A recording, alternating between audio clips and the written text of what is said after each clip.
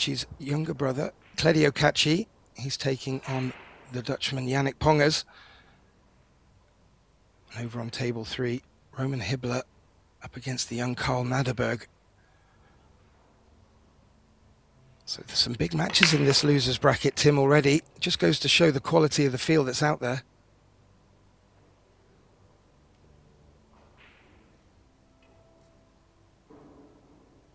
And this, the first sign of trouble for Wu, and it's come from his break. He's made a ball off the break, which he'll be happy about, but that 3 ball has come to spoil the party for shape on the 2.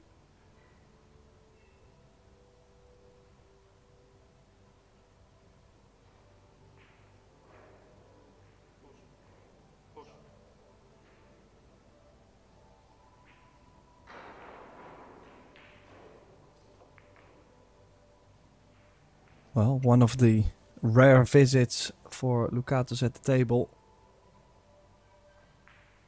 Had one dry break and got punished by a breaker run afterwards. Now, not too many options on this. Probably the split. 2 ball to the bottom, long rail, cue ball to the other. Might be able to bank the 2 above the 5-9. Ooh, Tim, I think he's left a window. Yeah, is it enough to cut the 2 ball in the side and run the cue ball into the 10?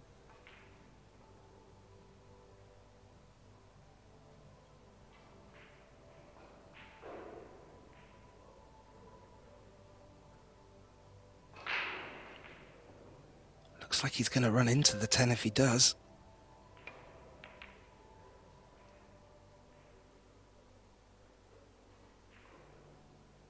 Ooh. Didn't make the pot, Tim, but has got second prize. That 9 ball is covering half of the 2 ball. But he was leaving a little bit to chance running into the 10.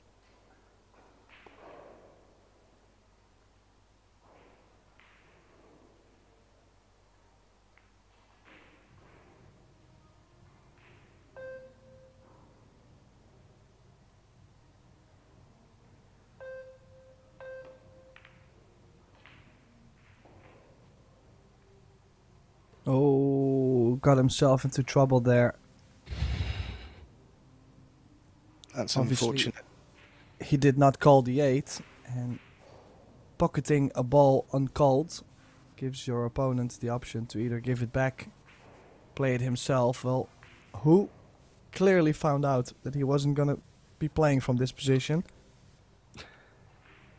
He's played that shot really well, just using the 5 to freeze the 2 ball, knowing that that 9 will be covered, will cover it, but he did not ever consider potting the 8 ball. Now this is a tricky situation he's put himself in.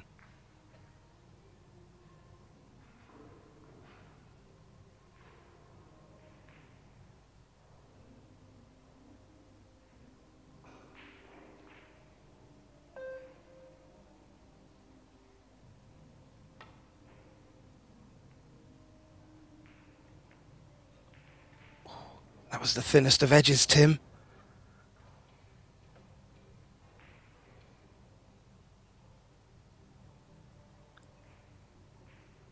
The 2 rails catches just the slightest of edges of the 2, but he has left a long shot on for Wu here.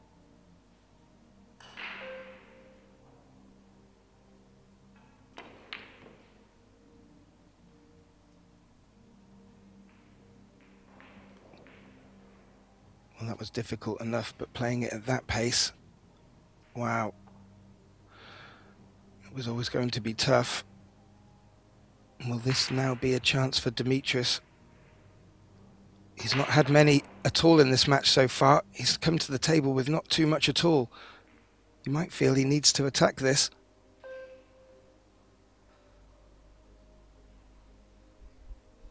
Yeah, can you still slice it in and be on the 3? The answer is yes, even nudge the 5. So now Lucatus in prime shape shouldn't be a problem. The 3 connects automatically with the 4. It's going to draw, but even if he stops the cue ball, then if he floats the 4 ball in, he's supposed to be on the 5 to the left middle. A stop shot on the 5 gives him the perfect angle on the 6 ball to go 1 rail up table for the 7. So everybody, or every ball is linked nicely. Just connecting the dots here, Gath. Yeah, he was just looking at the angle he was left. I'm wondering if he has to come across the table for the 5 into the right side pocket. Oh, he's played it very gently. That's worked out nice. Still has a bit of angle to work with.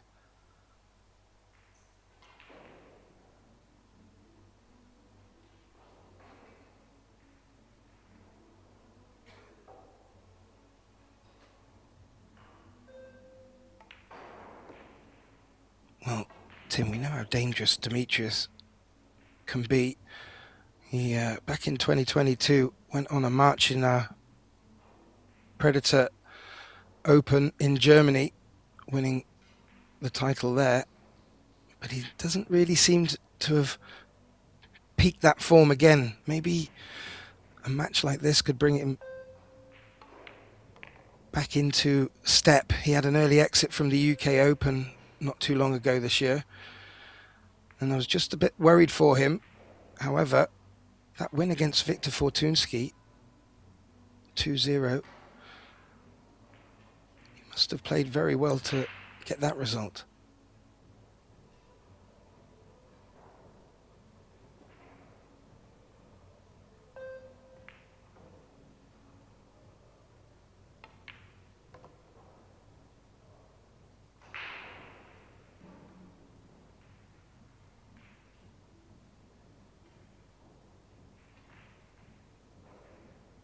And as you said, Tim, just needed to find the right pattern. He seems to have done that.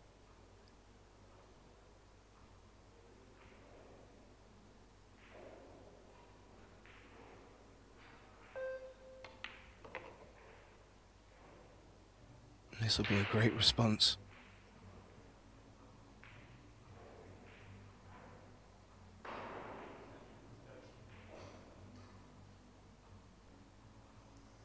Well, it's definitely one he desperately needed, so definitely wouldn't want to be 3-0 down. He's now pulled one back. Lukatos did have a dry break before. Can he make a change to put this match 2 each? Yeah, interesting, Tim. When both players are playing this well, it's going to come down to things like the break, and not even getting balls on the break, but getting the next shot available. And we do have the blessing of having live statistics for this match. And if you want to keep updated with the live stats, scores and fixtures for this and our other 2 events running here in Austria, please do visit ProBilliardSeries.com or on the Pro Billiard TV page. You should find a link and you'll start to get a bit more of a deeper understanding of the match. One of the stats showing you how the players are doing with their break. He's made a ball here. And is that a long 1 that he could take on, Tim? Well, I wouldn't say it's a long one. It's quite nearby. I can see what you mean. I think it goes by the 4 and the 8. Yeah, if it goes, you should take it on with where the 3 ball is.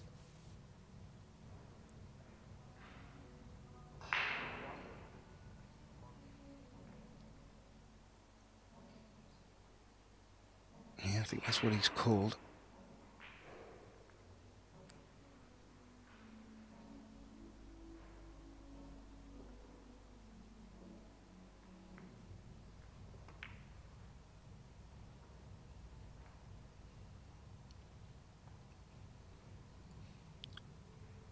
Took a nudge off the 8. It didn't help it go towards the pocket, but it has stayed in a safe position, that one ball.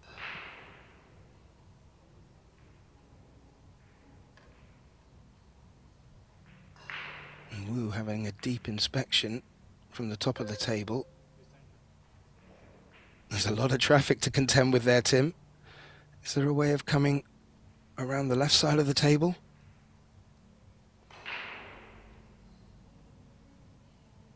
Well, he doesn't look too happy. Oh, he might be able to bend it over the left long rail. I just think, like, he likes to go over the right side. I think... Oh, no. I'm surprised he didn't go over the left long rail. Could have arced it, could have made it, could have been on the 3. But instead, he tied up the 3 ball. Well, Lucatos will definitely try to break open the 3 and the 7.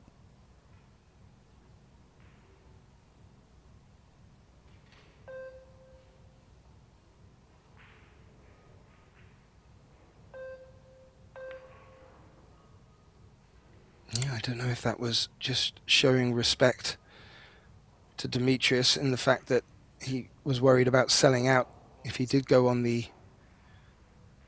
offense, or rather look to contact with the 1. But maybe it was just more of a fear of, if he did sell out, he would keep Lucatos on that run and maybe get him even more into flow. So yeah, I have to say, the safety Lucatos just played just wasn't good enough. Wasn't close enough to the 6. And I'm still surprised why he didn't try to take his chances. Even if he nicks a 7 and he doesn't get a shot on the 3 ball, he can still play safe. So, good hit from Wu. And we're back to playing safeties. Cue ball behind the 6 is the target.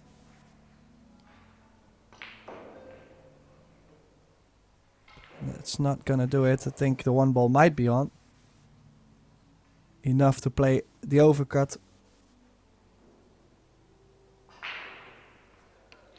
yeah, and there are options to play safe off that 3 ball as well, and may turn out that Wu's strategy was the best.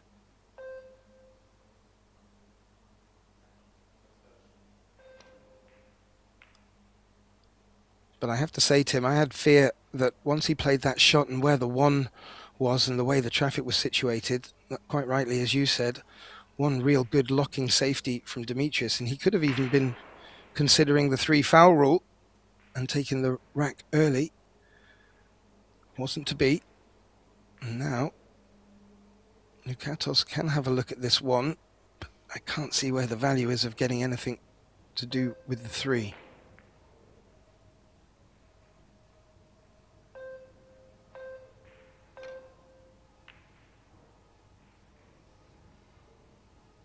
Yeah, I'm surprised he almost pocketed that 1 ball. Well, at least this is going to speed up this rack.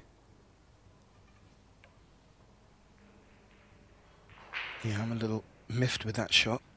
I just didn't feel that there was going to be any chance of position on the 3.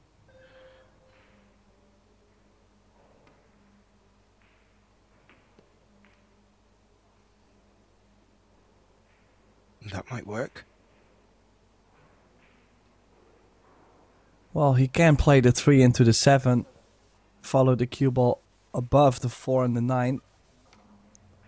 It didn't look like there was a comfortable combination to play, but looks like he's eyeing up this combo.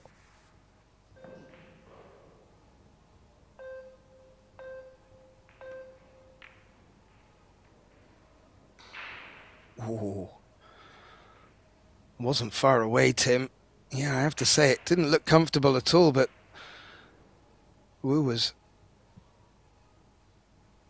going for that full-blooded. He was even looking to keep shape on the 3.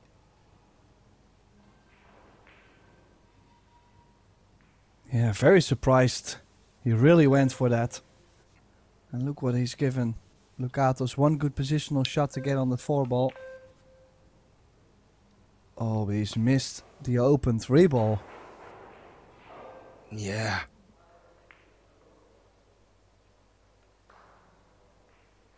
That will not work, and he will return to his chair.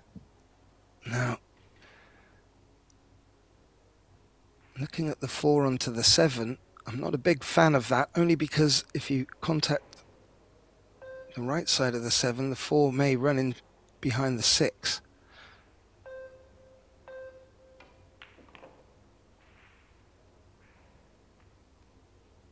Oh, he's run into it. How far did he push that 4 ball? Not far enough. 10 is in the way. Will he be looking at taking on another combination? The answer is yes. Important to note, there are no early 10s in this format. The 10 will be respotted. Wu will remain at the table, of course. And that is not successful. So a little bit of back and forth. Bit of out of character from the first 3 racks, Tim.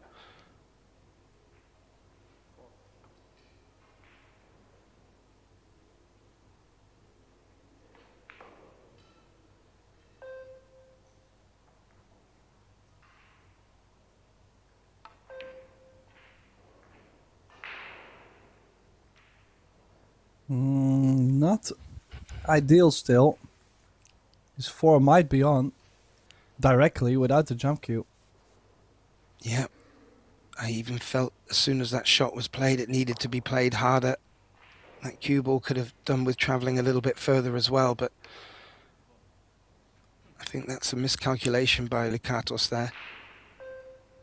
And maybe even a missed opportunity. He is having to go over the edge of the 8 though, so...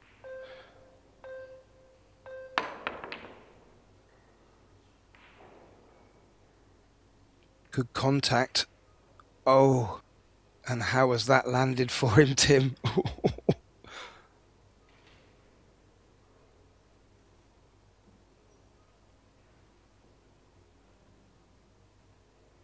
Yeah, I couldn't be luckier, to be honest. Putting Lukatos in a weird position. Could go for the jump cue. But as you mentioned before, not easy to guarantee yourself a position on the 4. Making a combination.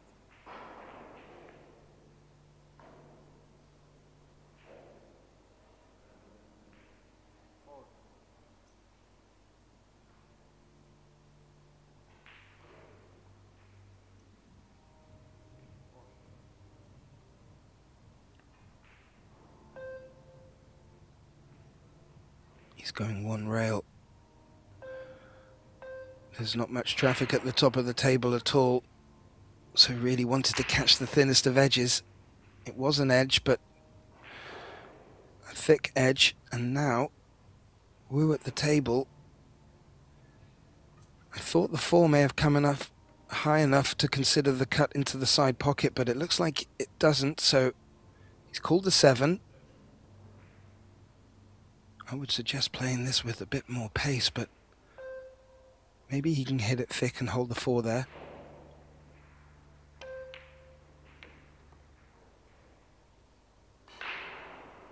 Maybe he can't. Now.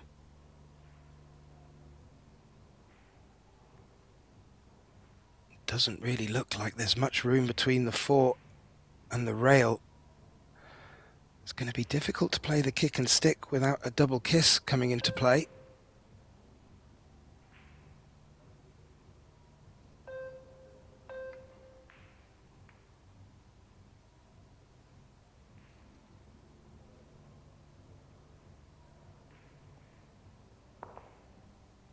He's played that really well, Tim.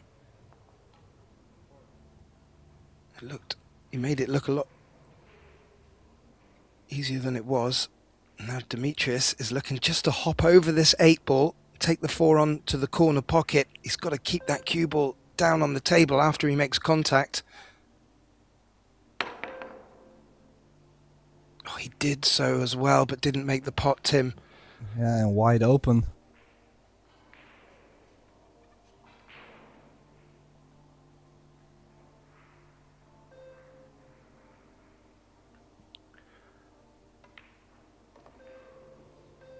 And a couple of rolls have gone Wu's way, but he's just looked away in a very slight hint of disgust. I think he was expecting that cue ball to not land there.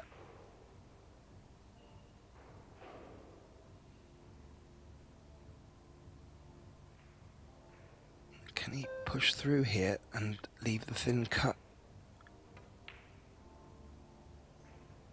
Not if he doesn't make the pot, Tim. And there's another swing in this match. Yeah, I don't even know what he actually played on the 4-ball. It was a very weird tip position he played. Put himself on the rail too. Already missing the 5-ball. This match looked very solid. The first 2 racks, maybe even the first 3 racks. But at this point, the real battle has begun.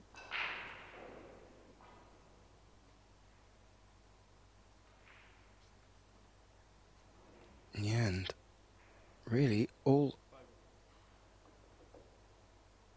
driven from Wu locking up that 3-ball early. It's really turned this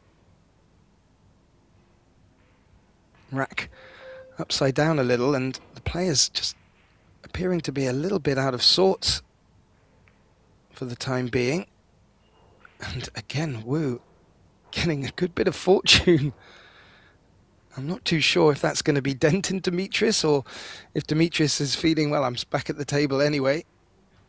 But this has been on 3 or 4 occasions in this rack alone.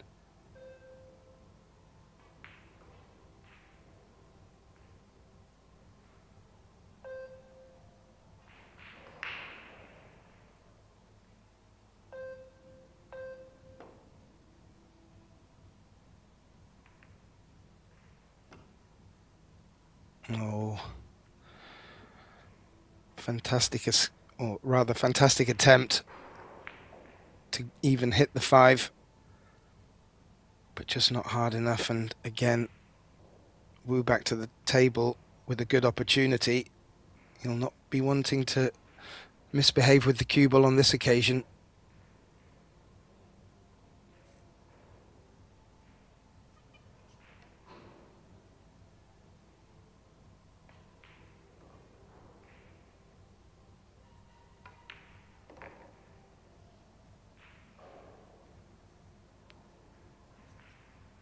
And just to explain the talent that Wu has, he did win the World 9-ball at 20 years of age. He's now 31, that was 11 years ago. And he's one of the most respected out there. And what you have to say, Tim, that was a bit of a crazy rack in contrast to the preceding 3, but puts himself on the hill.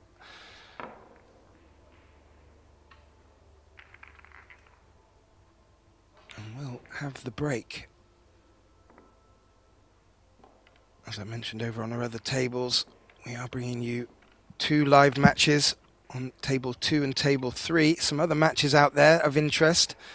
Jason Shaw is in the loser's second round. He's winning 3-1 in that opening set against a very strong Nicholas Dorr from Germany.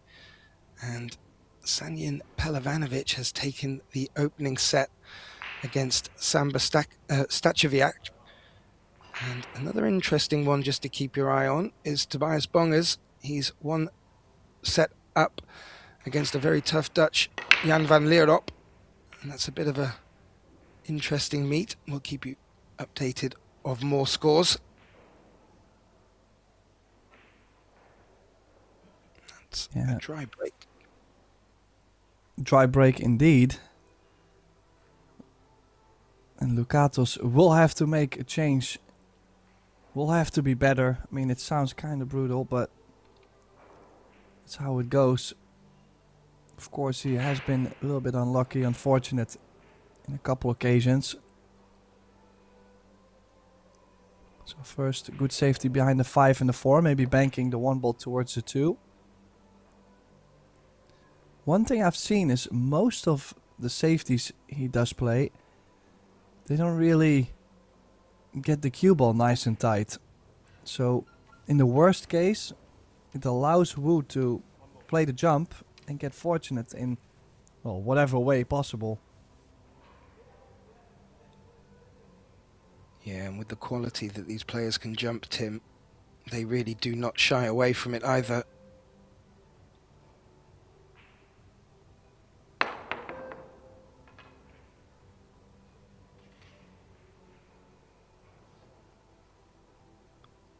Well, that cue ball avoided everything somehow. I'm not too sure. But that will be a foul and ball in hand to Dimitris.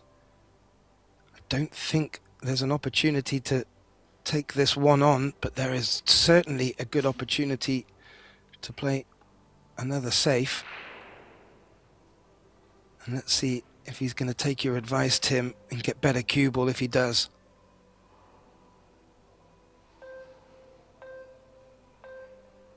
Well, for a second he was looking at sending the 1 ball 3 rails out and then the cue ball trying to be behind the 10. I'm glad he chose this option.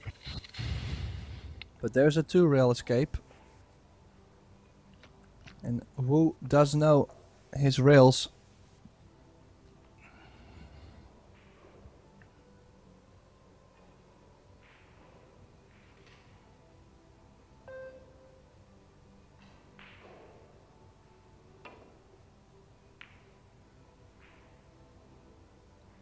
He does know his rails. Made great contact. Wasn't far away from making the pot either. And where that 1's run to, I don't think there's a pathway to the corner pocket for it.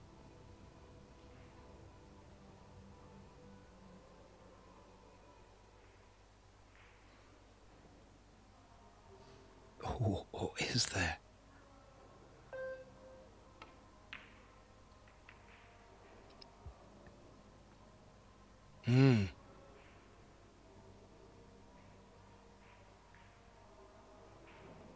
That was an attempted safety, Tim, but I'm not sure what he was trying to do there. It didn't work. And it's hung that 1 ball out for Wu, and it's given him an angle to maybe give himself options for the 2. Yeah, go 1 rail into the 2 ball. Many good things could work out. Maybe even leave it to the top left. Look at how he's landed on the 2. Still, later on, would need something on the 8 by the 10, but maybe 8-10 combination. I think this angle on the 2 does work nicely for topspin. Cue ball in between the 5 and the 6. 1 rail, back out. Actually make it and just run the cue ball in between the 5 and the 6. You're always going to be on the 3 ball.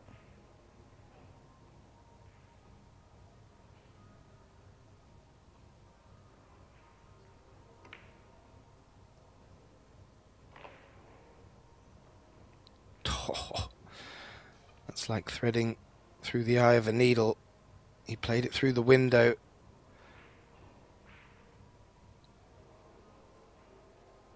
And now, I'd have to say, it would be maybe a small concern, the 7.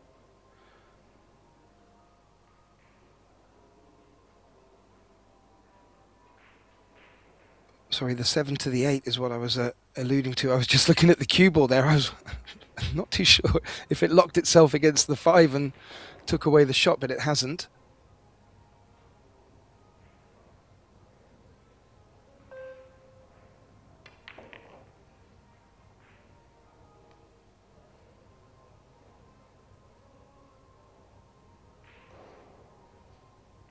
Yeah, and he's just having a little look there, Tim. Have you got any thoughts? Would it be the 8-10 combination would be your preferred route? Yeah, especially with where the 7 ball's laying. It's not a shot where you feel like you can do a lot more with the cue ball. So it would be very aggressive going off the 7, 2 rails and nudge the 8. away from the rail. So in that case, I know he likes to go for these combinations. He's not too shy of taking them on, so as long as he puts himself to the other long rail and quite straight, I would assume he plays the A10.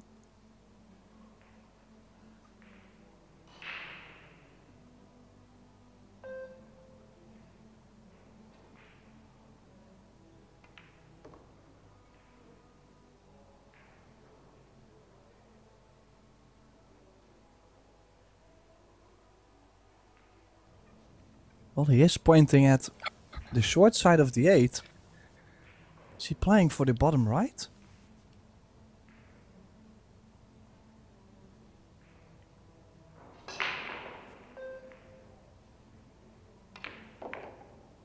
He is. He is. Well, that is a fantastic result. What a shot on this 7 ball, Tim.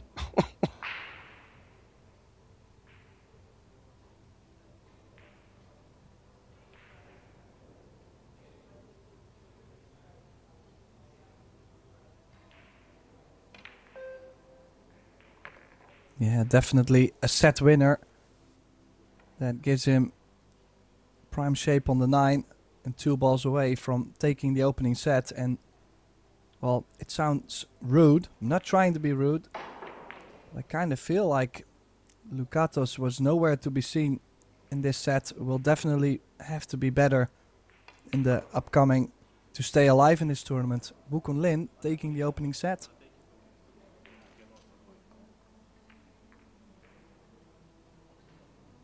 Now it looks like the players are gonna go for a break.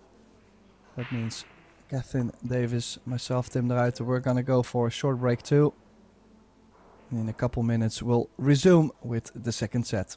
Stay tuned.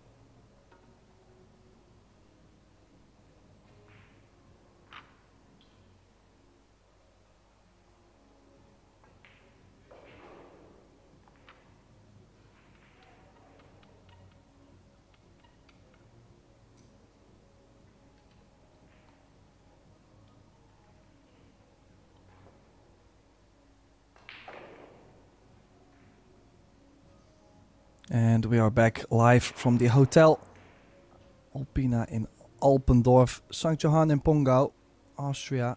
This is a second round match on the one loss side. As you could see, the stats don't lie. Not as much table time for Lucatos, but also below 600 player overall performance. Will have to be better to stop this man in the chair, Wukong Lin, who only needs one more set to survive another match, another round in the one loss side, trying to make it back into the single elimination. Gethin Davis, myself, Tim de Ruiter in the booth, trying to go over all the shots. Geth, what do you think Lucatos will have to change? Well, I'm not really too sure, but they've both had an opportunity during the break just to have an assessment of where they're up to. What Demetrius would have wanted is an opportunity from Wu's break, and he's got that. So whatever he's decided, we'll get to have a look at. I do feel that he's got the game to go on the offense, but Wu's already threatened that he's more than prepared to go the safety route and can slow him up. So I feel if he can just get his grip on this match and maybe this rack, he may start to just get into his flow a little bit more. But I don't think he can depend right now on his safety play. I don't think it's good enough for Wu right now, and maybe that's the change he needs to make.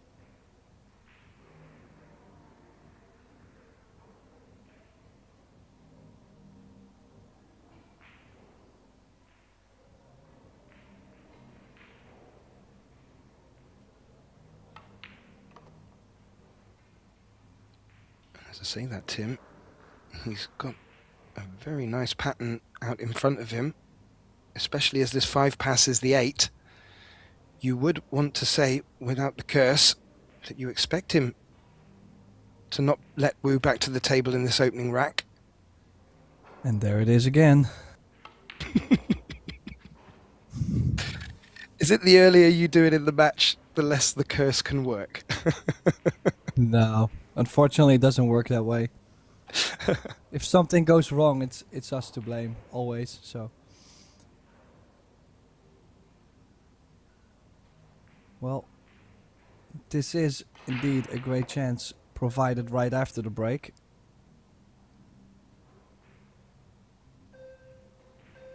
Ooh.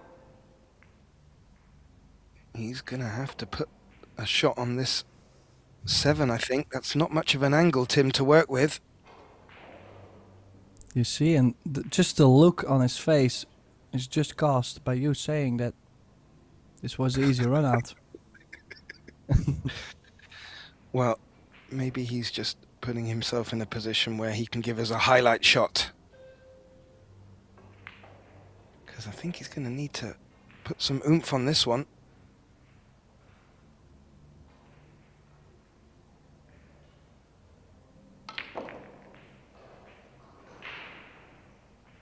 Well, he got plenty out of the cue ball. But honestly, the cue ball now so close to the rail, it's not too great yet. Won't be easy to play for the 9 in the bottom right unless he jacks up. And it's not easy to hold the pace to keep the cue ball close to the 9. So he might choose to run into the 9.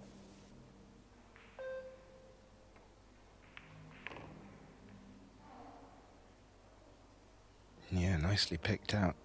And that's not worked out too bad at all. He is just checking where he wants to put that cue ball, looking to take the 10 to the top right, I think, following this 9.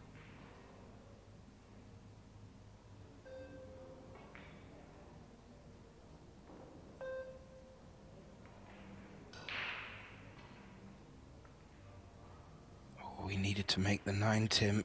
Has he got away with it? I don't think so.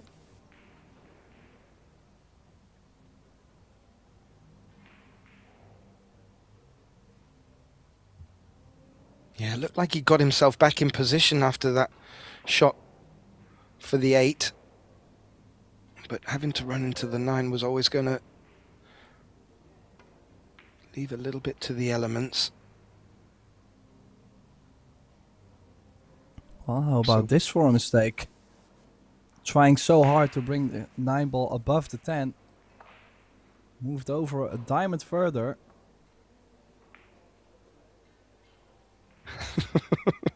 It's shaken. It's still early. You can see that on Wu's face. It's early, I know.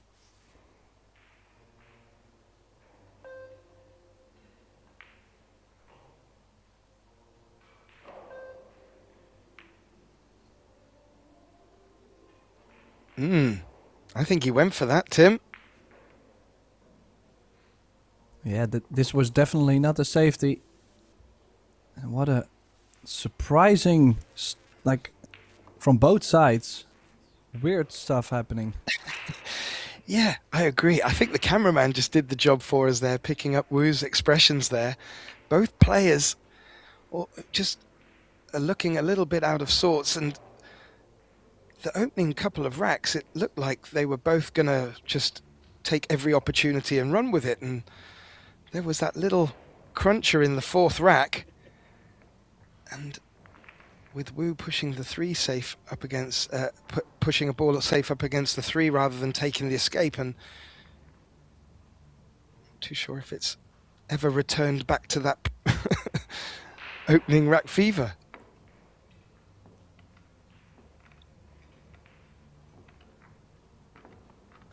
Well, if Lucatos is going to be feeling like this, I'll have to say I'm starting to worry already, even though he's only down 1-0 in the second set.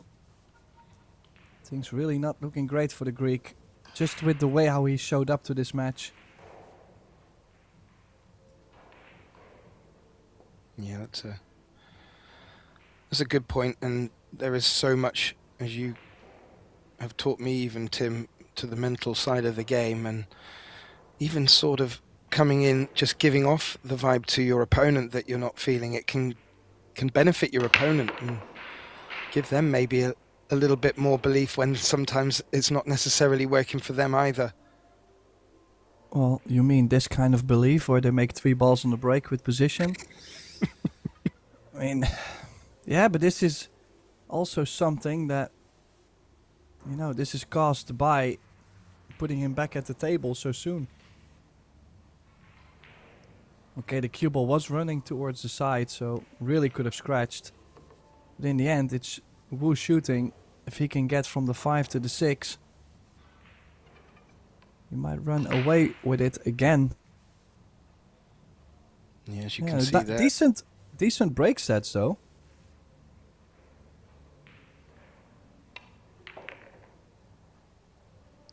Yeah, normally when they're both breaking half decent, it comes down to if you get a shot after the break, but potting 3 off the break, it certainly opens up the closing pattern nicely. Now, it's all about the 6, as you said, Tim.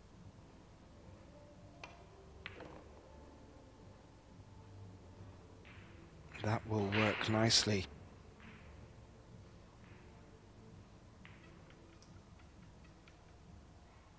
They can be very difficult to judge when the object ball's quite close to the corner pocket. The cue ball can sometimes just pick up a bit of topspin and slow it down.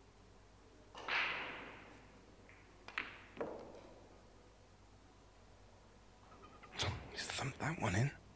Very reminiscent of his 7 in the last set, where he screwed back behind the 8.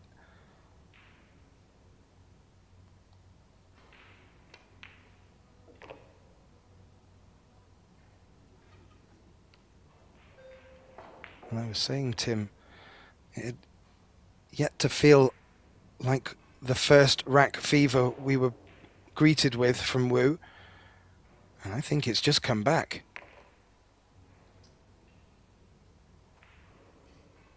Yeah, got himself a bit straighter onto the 9, so did have to play the short side, but this for 2-0 in the second set. If you look at Dimitrios in the background, doesn't look too energized at this point.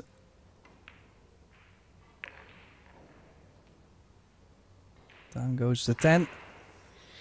And 2-0 for the man from Chinese Taipei.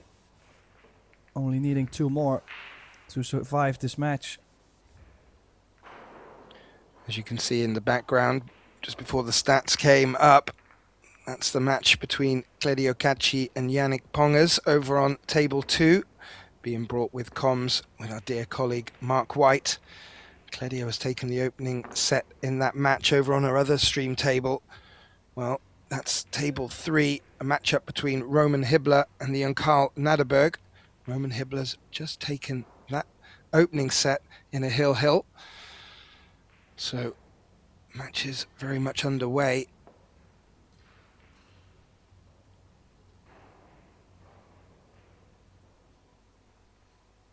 Can Wu deliver another break like the last one? Because if so, he'll be looking to keep Demetrius in his chair.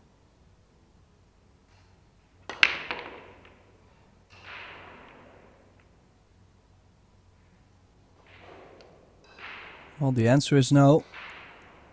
And at least an open shot for Dimitrios, but he is facing a bit of work on the 5 ball. I don't think there's a 5-10 combination.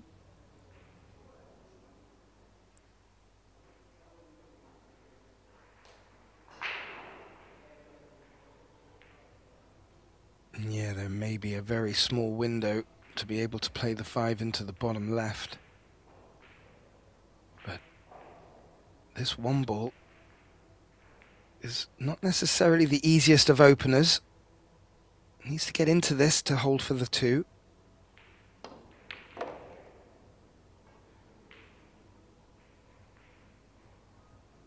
Played that well. Now, where are you going to put that cue ball to get shape on the 3? Demetrius is helping us with the tip of his cue.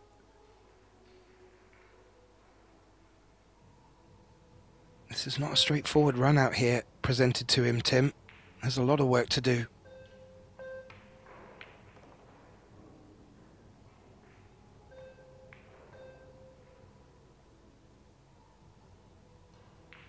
Well, could not have placed himself any better to get on the 3 ball. As straight as it could get. Now into the long rail and out to be on the 4. And as I mentioned, what's the plan with the 5 ball? Cannot imagine him running into the 5 now and taking a long 4 possibly. Oh, this is short on pace.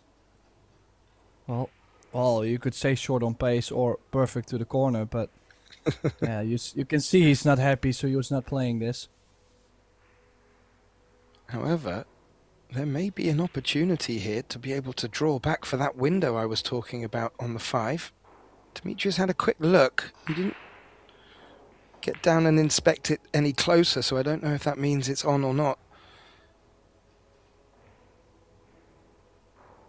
It looks like it is.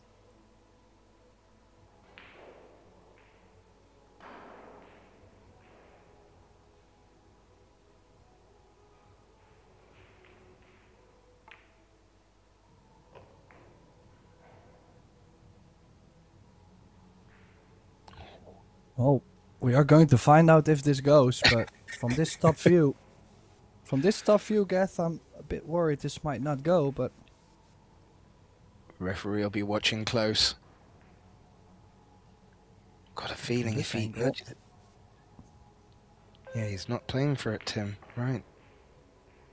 well, I think he is. I think from this angle it looks a lot better, but well, in that case, I'm a bit surprised he was, well, not pouting, but he was so down on himself when he didn't really get nice on the 4. Things working out nicely. Just one good shot now from the 6 to the 7. One rail back out. Could also play for the 7 in the same corner. But I like letting the stroke out on this.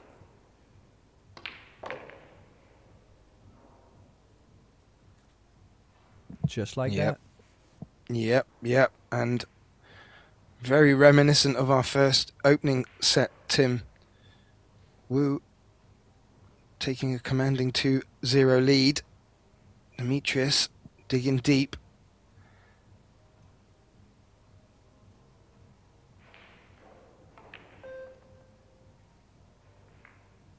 And this, so far, has been a fantastic pattern for him. Compared to his opportunity in the opening rack of this set, this one has been a lot more challenging. So far, so good.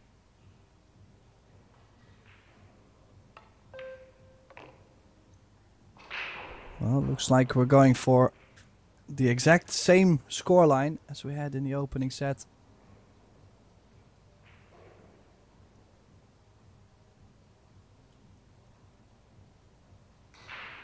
On the other hand, Lucatos will have to find something to make a change in that pattern. Would mean he's still going to lose the second set 4-1, which knocks him out of the tournament. So of course he's going to try and win the next one, but Yeah, he's played that well for the 10, and I agree, Tim. Something just needs to change, and you alluded to it earlier. The break probably being where he needs to get rewarded more.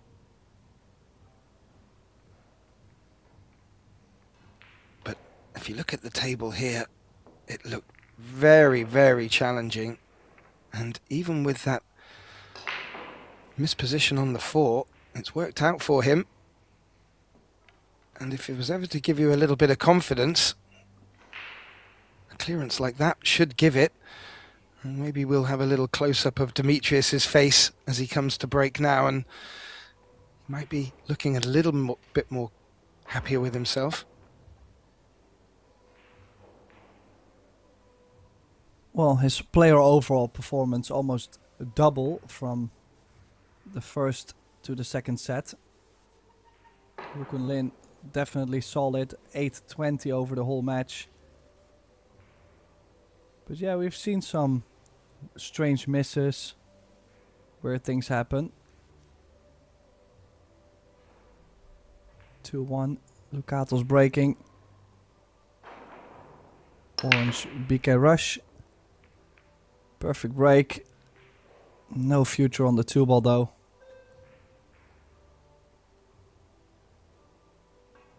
No, it was a good break. Making the 1. And quite a few balls have stayed down the bottom half of the table. So a lot to aim for if he wants to glance off the 2.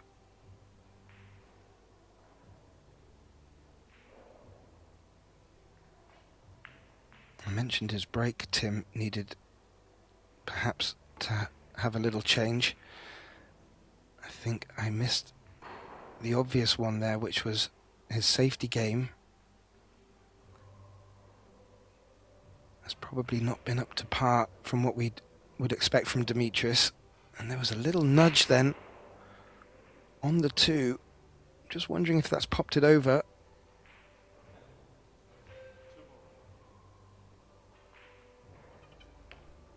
Yeah, he's definitely able to catch a piece of the 2.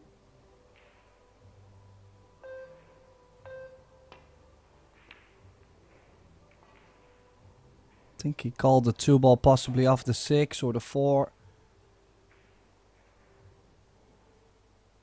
What about the leave, Geth? I think it's quite alright, to be honest.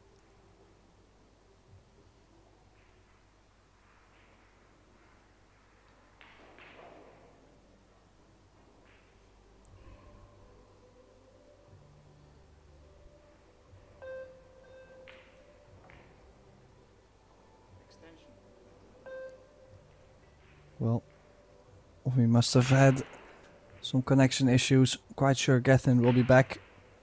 This 2-ball landing, not bad for Wukun Lin. Think he could roll up on the 7, in between the 7 and the long rail.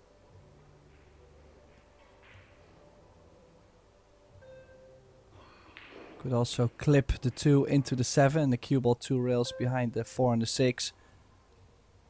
But I would love to stick the cue ball with the 7. And again, that cue ball just... Well, it's frozen to a ball, but the wrong side, Geth. Yeah, it has. Difficult cueing for Wu. But...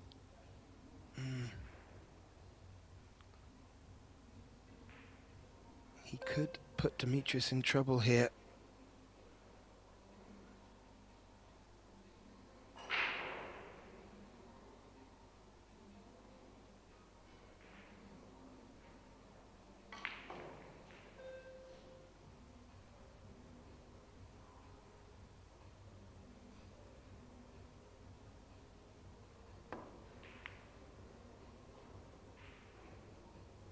Oh, he's not played that well.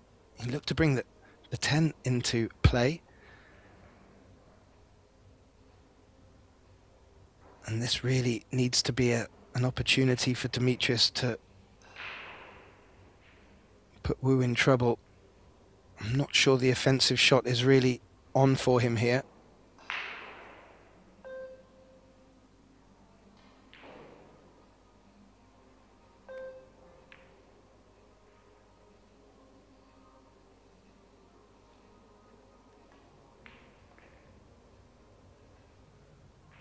And then again, this might be short.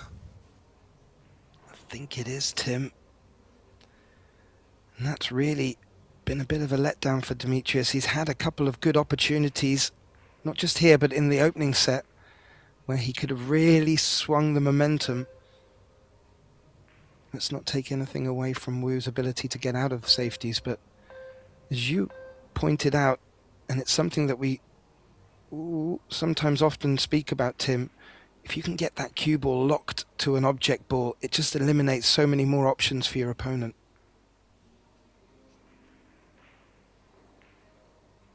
Yeah, I have to say, in the opening set, Lucato's missing a couple too many balls. But overall in the match, I think he has lost quite some initiative because of the cue ball not being locked up enough on the safety game.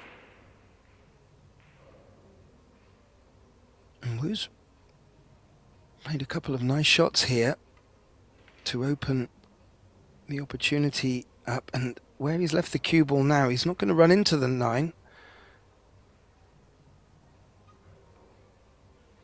I feel this is the key shot.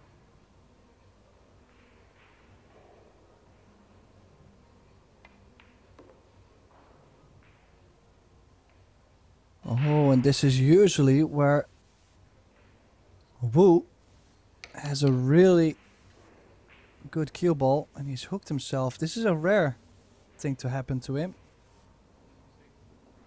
He's having a good mutter to himself as well. He's not happy with that at all. Short rail has called the 6 into the bottom right corner. Be a good recovery if he was able to pull this one off, Tim.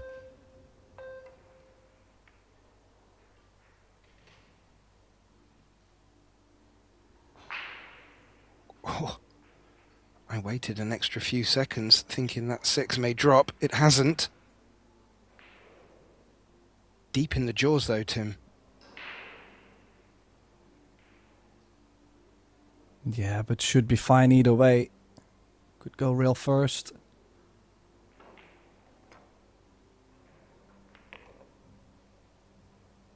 Just doesn't want to land on the long rail. Does he still have the cut?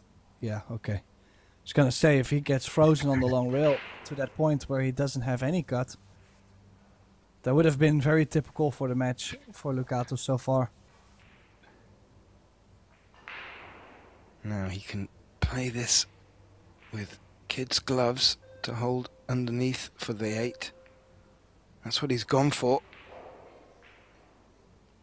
Played it well.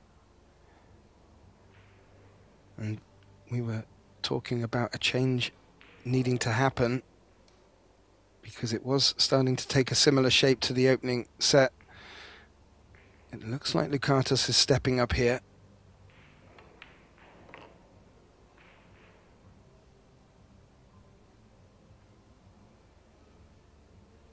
Well, I was surprised to see that Wu played the 5 ball into the left middle instead of the corner with low left spin.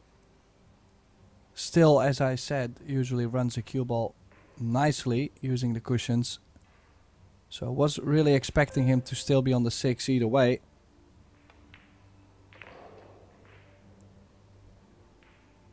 Looks like we might be going to each.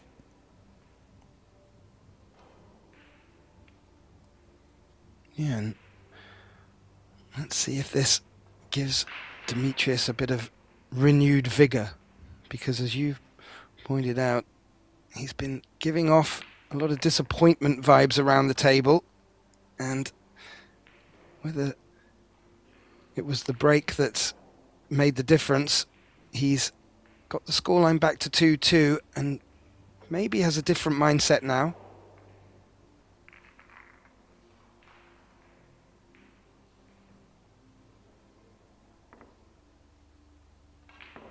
But it had to come from a Wu's mistake in that one, as you see there from the replay.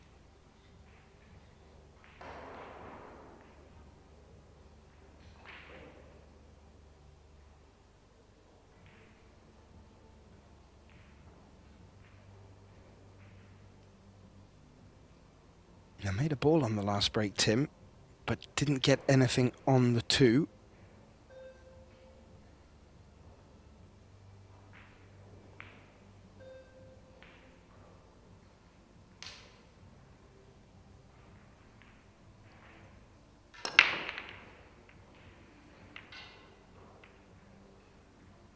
Oh, watch the cue ball. Oh, it does stay. There's a shot on the 1 ball though. Can Wu get himself some kind of shape on the 2? That was a good break, Tim. It looked like balls were going towards pockets, but there were all these awkward collisions out there. And one of them, I thought was going to throw the cue ball into the... I think we thought was going to throw the cue ball into the pocket. There's a... not really the easiest of opportunities to get on the 2 here with the offensive shot.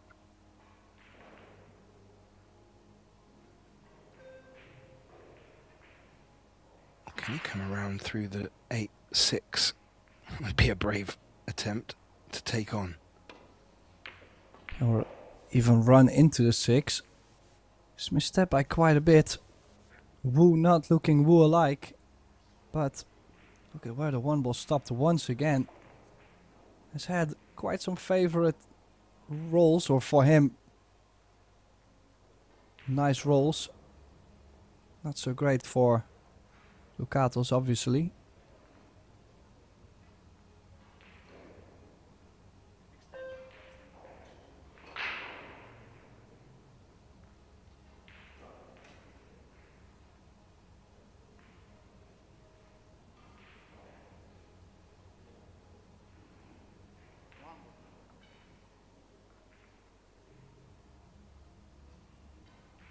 He's called a ball in the bottom right corner. I didn't pick up if it was the 1 or the 5, but probably insurance.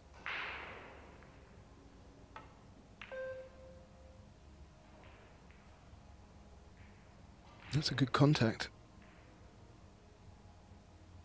But this, I would suggest, a bit more of an easy opener for Wu. He will be looking to get this looking a bit more Wu-like.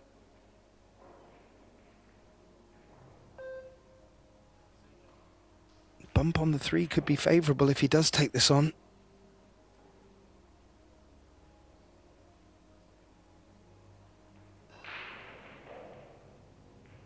Yeah, I just feel like the shot after is never going to get easy on the 2. That's why he's played safe. I like this choice. And he does have a couple balls in between, so the option's quite limited to jump, which is always a good thing. To jump nowadays too easy to make a contact. And as long as you make a contact on the 1, you're still in it to get lucky to have a favorable roll. I'm even wondering that where that cue ball's landed so close to the 8, there wasn't even a chance to contemplate the jump shot. He's played a great shot there, Demetrius, to make contact with the 1, but that 1 is left now out, begging for Wu to consider. Is that 2 ball still going to just muddy the water a little bit, though?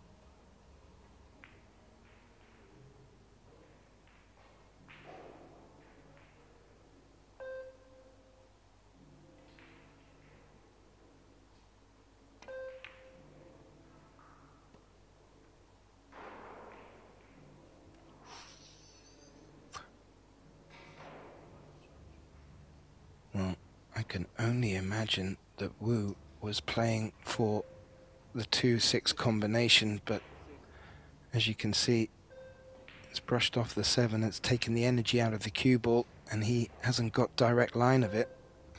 Or has he?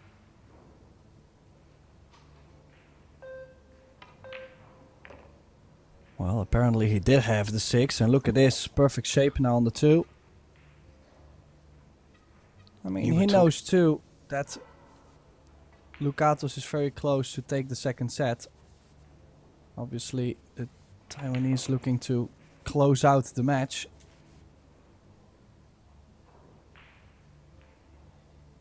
Yeah, you mentioned how Wu is very proficient in the combination department. That was a very good example of it there.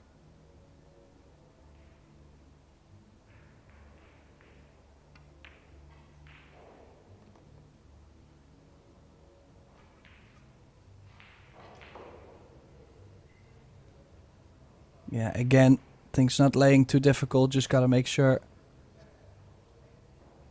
to stay close to his work, especially on the 7. Sometimes it's easy to fall a bit long. And now you're cutting the ball, moving the cue ball a bit more. What a chance. He already missed a chance in the previous rack to get on the hill first. Does get another one, and this is where I feel Lukatos just has been giving away too many opportunities, at least. Wu hasn't been taking all of them, but it's just getting more opportunities.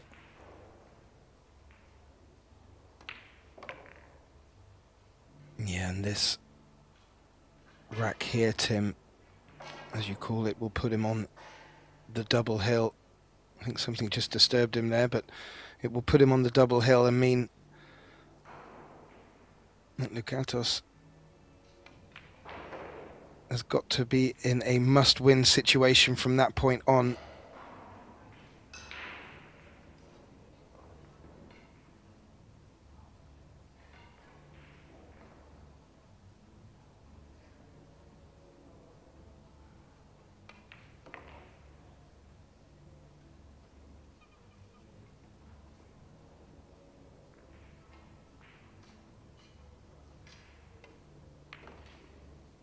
So it is Wukong Lin now on the double hill, needing one more to advance to the 3rd round in the one-loss side.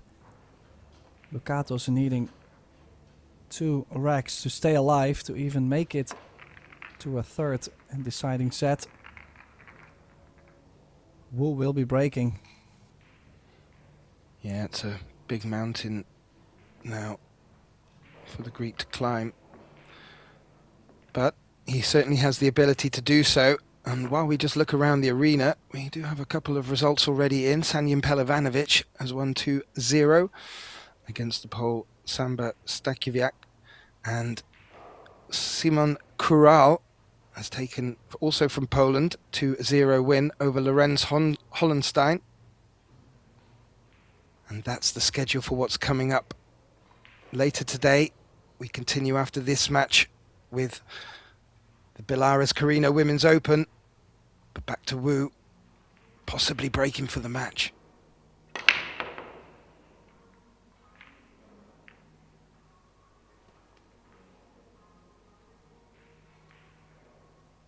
I saw the 3 disappear, Tim. Has he got anything left? a combination, perhaps.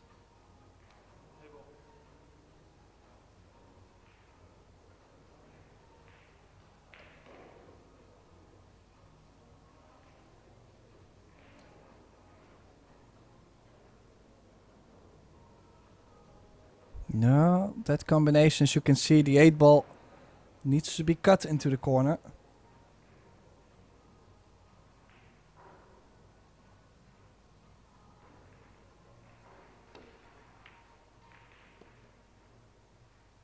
Oh, he's played that really well. Made that look easy. It did need cutting, that 8 ball. Now, how can he push on from that great opening shot?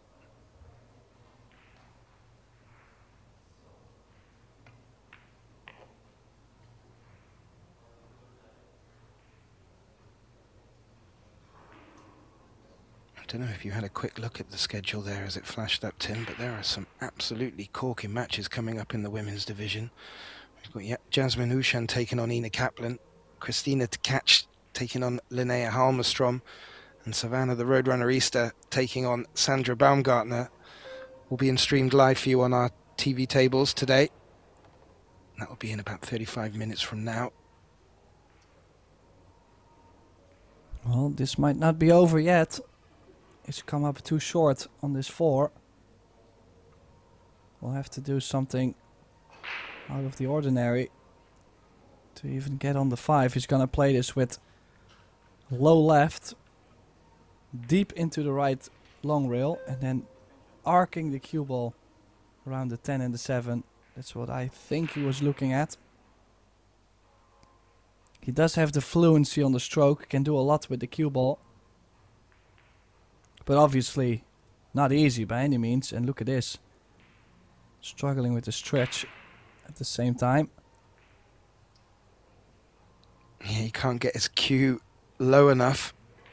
His legs propping it up a bit.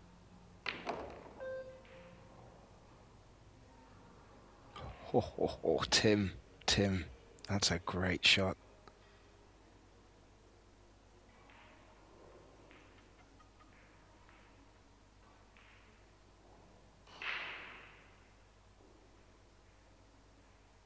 He got the arc you were talking about. You could see it from the overhead. That's worked out really well. Maybe even as it's fallen flush against the rail. And he can just pop the cue ball out a little bit off this 5.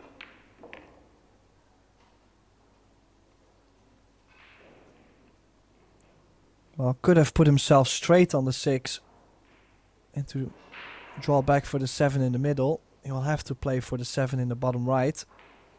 So crossing the positional area a little bit. Or even draw back for the right middle. Well, it's dangerous coming in this way. I think he might have put himself too much angle on the 7. So top side of the 9 it is. Surprised he didn't play for the other corner, for the bottom right.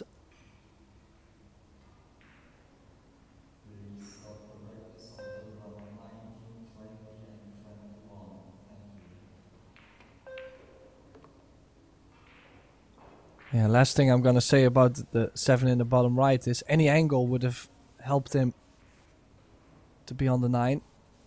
But he's found another way to work it around. Now 2 balls away to knock out Dimitrios Loukatos.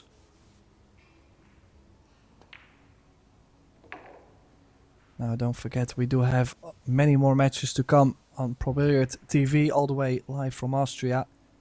So make sure to stay tuned on all our social media channels and make sure to subscribe on Billiard TV. Down goes the 10 and Wu Kunlin advances. Loukatos is out. Thanks to Gethin Davis, myself being Tim de Ruiter.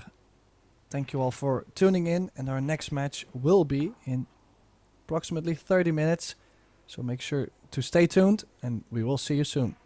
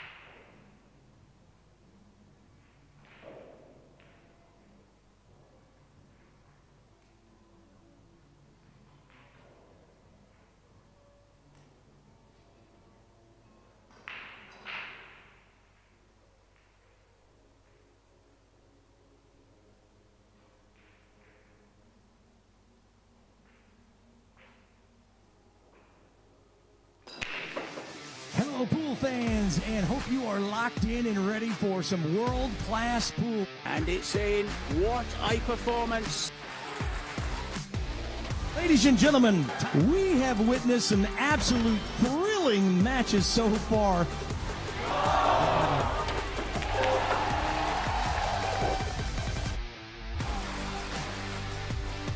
And in it goes. He is your champion. Celebration, so are Victor Zelensky. Finest players in the world. Oh, he makes it. Nicely on the 10. Jasmine Ocean.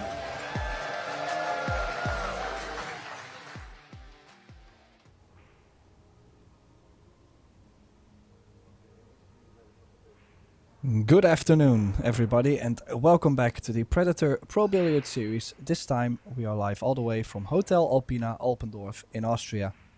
This is the Carrinho's Women's Open, and our next match for today is between two champions within the women's category. Jasmine Ushan, obviously multiple world champion, has won many European titles, Euro Tour events.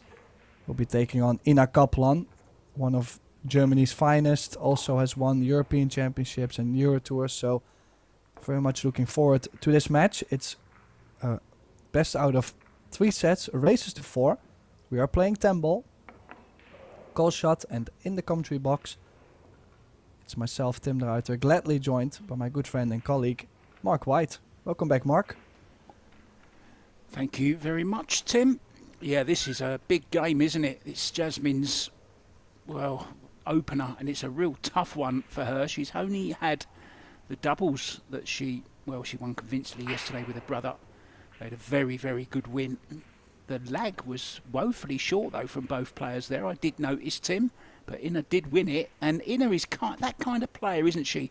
Where a lot of people may not know her, but she's so well known around the Euro Tour because she's won, as you mentioned, Euro Tours, European Championships. She's a real winner, this young lady, and it's going to be a real tough match, I think, for Jasmine, this one. Yeah, it's interesting detail you actually mentioned about the table being a bit slower, possibly. I do actually, I mean, I'm living in Europe too. The temperature is rising at the moment, so maybe things are starting to be a bit humid in the arena. We will have to see how this works on the table. For now, what a start. Makes balls on the break, shape on the 1. What an opening chance for Kaplan. Yeah, she actually made 3 balls on the break, including the 10, which of course was respotted. Really nicely timed break as well, Tim. She didn't whack the hell out of it, did she? She stroked it. It was a beautiful stroke. And she's, as you say, right in here with a good chance to take this opening rack with a break and run.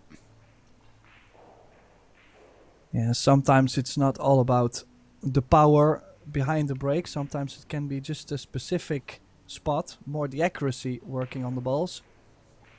Yeah, it does have a bit of work here. Overstretch on the 3 ball.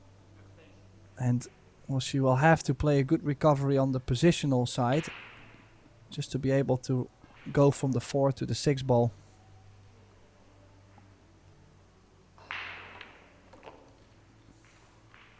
Oh dear. I mean, she does have the angle. It's very comfortable cueing just by the side, but she does have an angle to stun down for the 6 ball. Very hard to judge the pace of the draw, isn't it, Tim? When you've got such a long extension on the back of your cue, you're stretching as well. Not easy, but as you say, she's got a nice angle here. Doesn't have to do too much. Apart from pot the ball, which she didn't do. She'll be disappointed, Tim. Chance has gone begging there. Yeah, definitely a great opening chance to put early pressure on Ushan. Now, this is not a very easy opener. But on the other side, she should be happy to actually get something so early on. So depends on how you look at it. Now, can she still draw this and not scratch into the right middle? Or does she have to go forward? Looks like she's opting to go forward.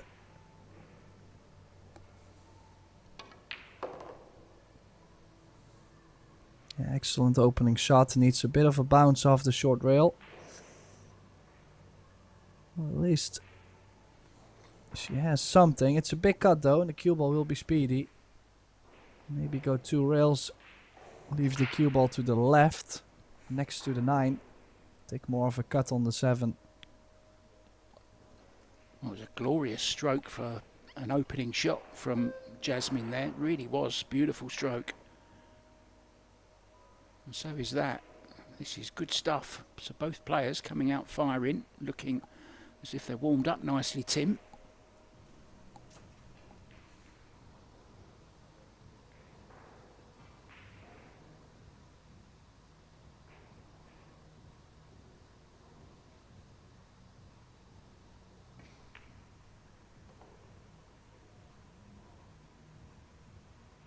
Ina did have to play a first round match.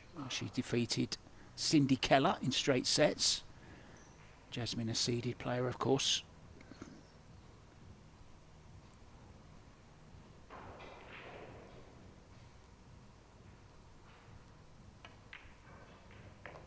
Oh, certainly used all the rail there, Tim, and cushion. Pocket.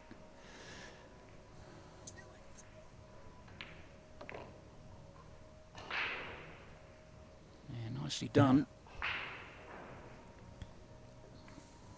Yeah, the opening rack going to Yasmin Ushan. I think for this match it will be important for Ina to hang in there with Ushan as long as possible. Would have really been nice to get this opening rack on her scorecard. I'm going to say it again, Tim. I always bring this subject up during matches because it always happens, and we saw such an overstretch there from Ina, which, you know, ended up costing a position on the 4, and then she missed the 4 ball. I just wish players would use the bridge a bit more, you know, just spend a little bit of practice time with the bridge, because, you know, if you get used to the bridge, it's a great tool to have in your armoury. It really is. It's another weapon. And we see it all too often, players overstretching. Anyway, that's just my 2 cents worth.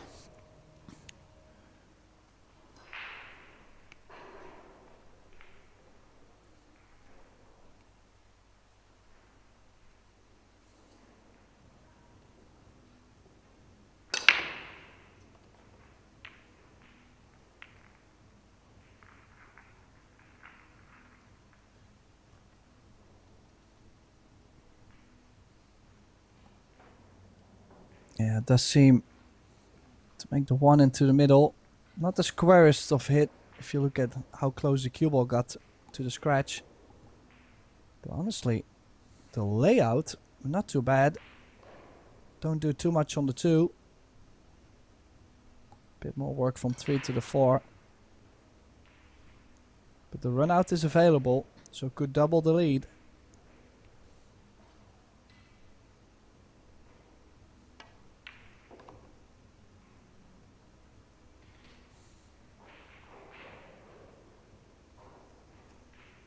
Jasmine and Albin played absolutely fabulous yesterday.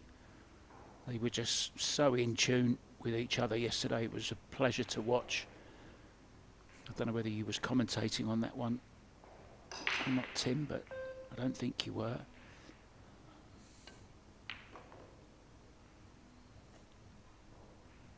Ooh.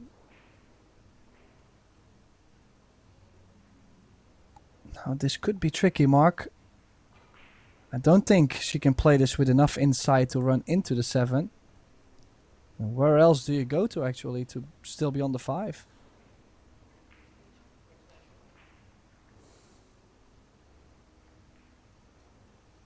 Yeah, newish cloth, only 3 days old. It's not going to grab that inside spin like an old cloth does down your club. Very, very difficult. Let's see how she does. Well, and she's actually overcut it, Tim. The spin has pushed the cue ball out. She's called it thin and missed it. What a chance then for Ina.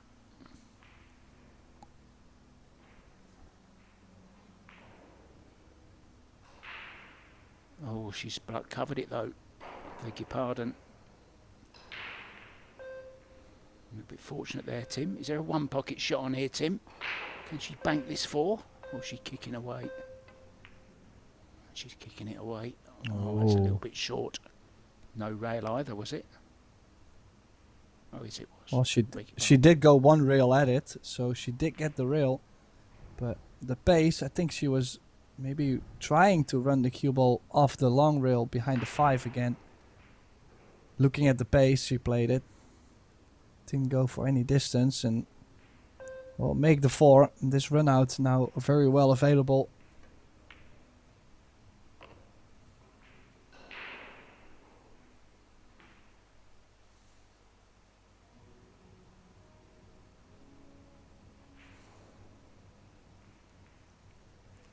Yeah, I've not seen Ina travelling to too many tournaments outside of Europe. I believe she did go to Puerto Rico once from memory. But apart from that, I haven't really seen her travelling too much. And no matter how good a player you are, Tim, being on the tour certainly sharpens you, doesn't it? That little bit more.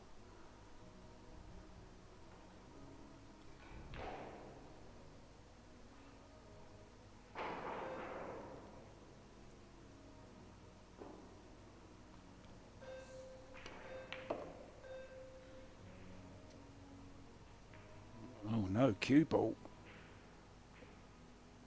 Well, she's got an easy-ish rail first here, so but she shouldn't be having to go rail first on this. She should have been on it. But it will take her over towards the 8 though, which is good news for her. Rail first, bit of right-hand spin. Cue ball will fizz over towards the 8. Side rail. Well, you can't miss them, can you? That's kind of a gimme, isn't it, Tim, that shot? But she's been very fortunate. Yeah, very weird miss. And indeed, as you said, very fortunate. Leaving Ina with a similar shot, but the 7 ball being much more off the rail.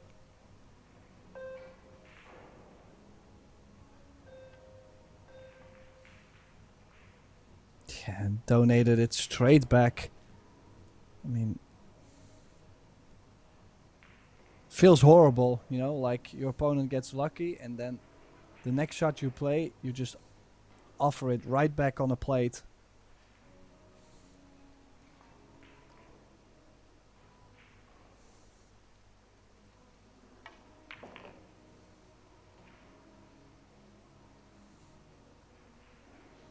Good cue ball.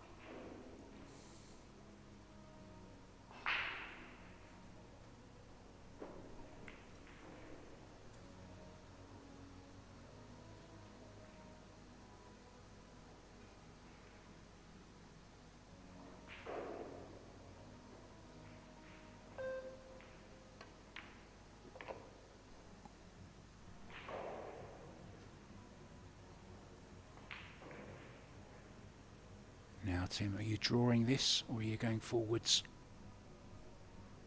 With a bit of right. How are you playing this one? Well, I like to draw straight over to the right side. But going forward, it does ask a little less from your cueing.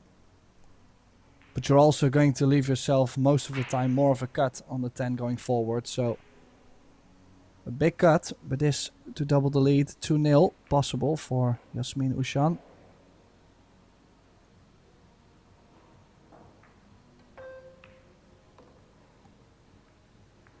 Yeah, it wasn't pretty, but she does take the second rack.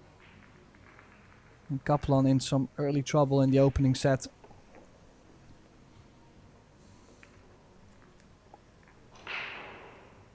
Yeah, a couple of mistakes there on the 7 ball from both players.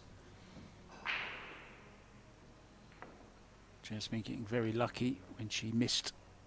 Well, it was a much easier row first. There was the positional shot where she hooked herself behind the 9. And then Ina giving it straight back to her. And in the end, no problem. Doubles the lead at 2-0. Now we are in Austria, of course.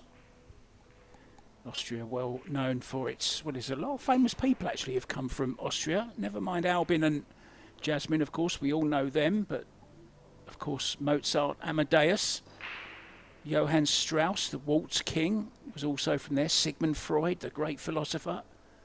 Arnold Schwarzenegger as well. I'll be back. He was born in Austria. And of course, The Sound of Music was filmed in Austria as well. The great film with Julie Andrews. That's what I grew up with. The hills are alive with the sound of music. Well, the Alpina Hotel is full of the sound of clicking balls, and that break, Tim. Dry. Yeah, many clicking balls. Nothing really getting close to a pocket, and now right from the start, Ina already losing position on the 2. Could be playing a bank and the cue ball under the 3 ball, something aggressive for the top right. Could also choose to play safe. Same line, just different position for the 2.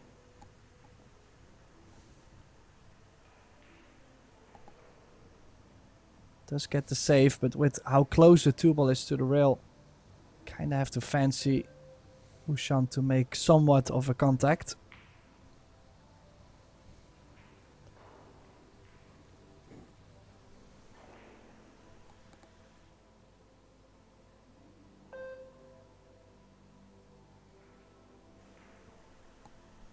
Jasmine credits her brother with being the top safety player in the world, certainly up there, along with the likes of Josh Filler as well. And also she's learned a lot about kicking from him as well. She's made it quite plain in interviews. Shows there as well, Tim. Good contact on the 2.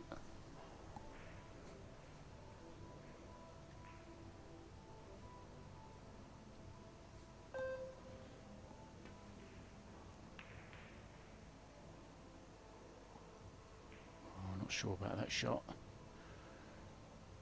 It's kind of a, I don't know what it was, Tim. It was kind of a half attempt at the pot, I think. Didn't play it with any conviction though. Yeah, Kaplan in the early stage not looking too confident. At least that's how she comes across. Now, do we see any issues? There's some traveling around the 3 to the 4, 4 to the 5. But no clusters. Enough space on the table to get the work done. Also,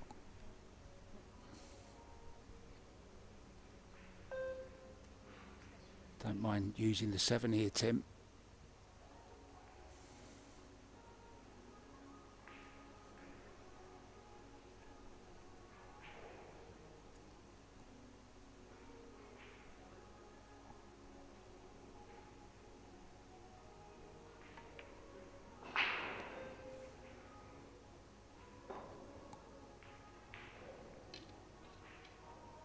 Nicely judged. Yeah, she's got a lot to think about, Ina. She did have her chances. She had 2 chances in the opening rack. Squandered both. Now one good shot here to get to the 5. It should be on the hill for Jasmine.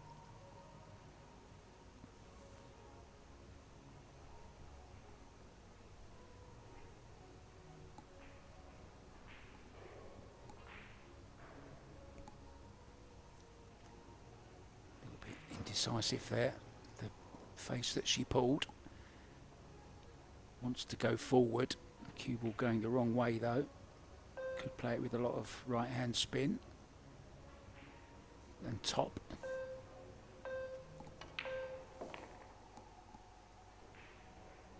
How is the pace? Again, as you alluded to, table playing a little bit slower.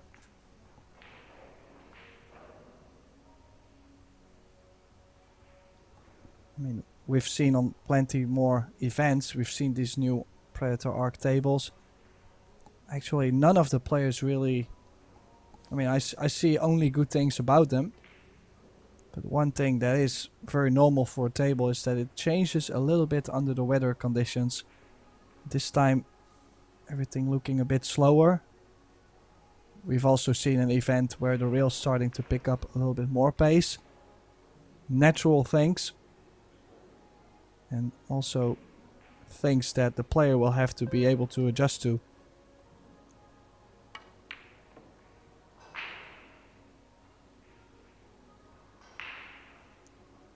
And then missing that 7 ball. She hit that quite firm.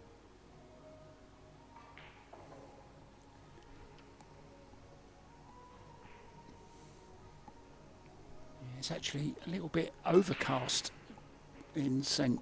Johann in Pongau today. 24 degrees, but very stormy. There's some rain expected around about now, which of course can affect the way the table plays. Can be a little bit sticky.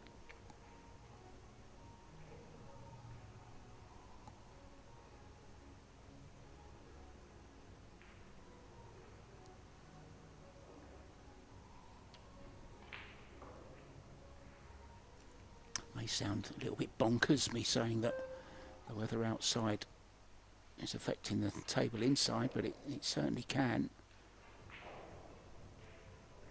Yeah, people don't realize, even if there is just one single door opened to the fresh air outside or the warm air outside, it can already change the table. Or the fact that if there's a crowd, if there's no people sitting in a crowd or the crowd is packed, also affects how the balls react. These are details that a lot of people back home, they don't realize. Yeah, I remember when we were in Puerto Rico in 2023, Tim, and there was a door that was left open. And it really did affect the way the tables were playing. Oh, that was a, well, risky way to play it, but she was trying to hold the cue ball for the 9. It's another chance for Ina to get into this match.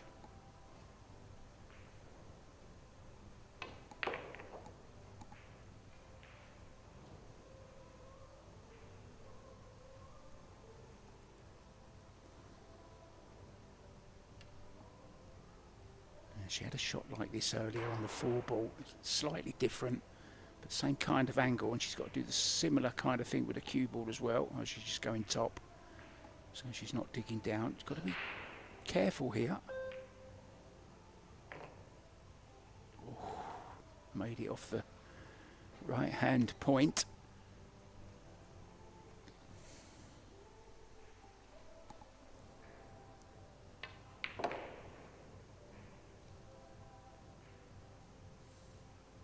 On the board, Tim.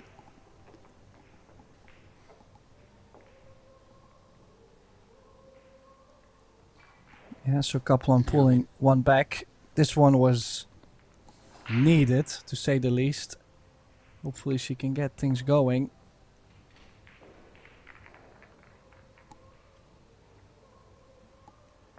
Yeah, unforced error though from Jasmine. Really just overhit that as well, Tim, didn't she? She was way out of position on the 8 also. Lots of other action going on at the moment, guys, as well. Latest scores and schedule all available on ProBilliardSeries.com. Zhao Fang Fu is in action up against America's Kennedy Mayman, and it's the young lady from China who's taken a 2-1 lead there. Savannah Easton, another American, the one of two that have made the journey to Austria. Savannah 1-0 down to Austria's Sandra Baumgartner.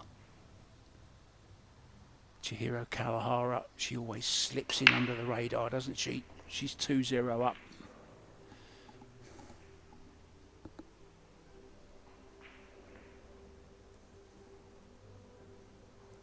Now, the one ball dropping again in the middle. Table starting to break better and better by the day.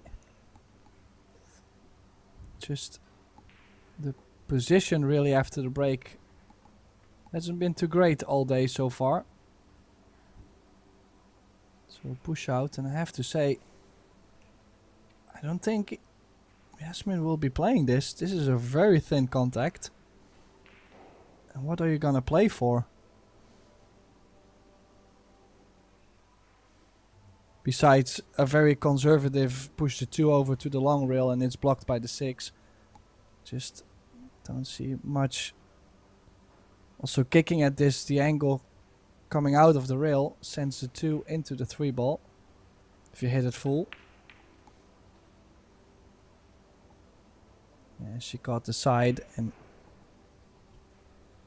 Ina clearly struggling. Yeah, it was a bit of a strange push out, Tim, wasn't it?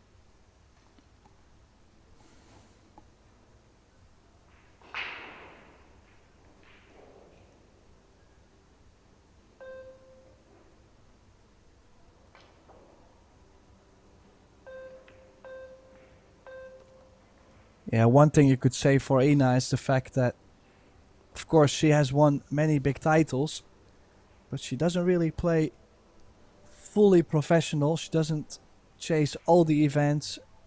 She doesn't always play the PBS events, so to be put in the arena with the shot clock against Yasmin, there could be many other, well, not big struggles, but challenges she's trying to solve mentally. And so far, it just hasn't been clicking well. Yeah, I think it's kind of a tough tie for both of them, isn't it? We've seen a few matches like this where, well, you know, players have drawn tough opponents in their opening rounds.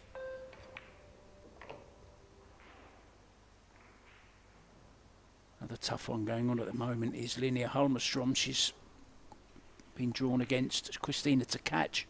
And they're over on table 2, guys, if you want to check that one out. 3 tables are being streamed on Pro Billiard TV.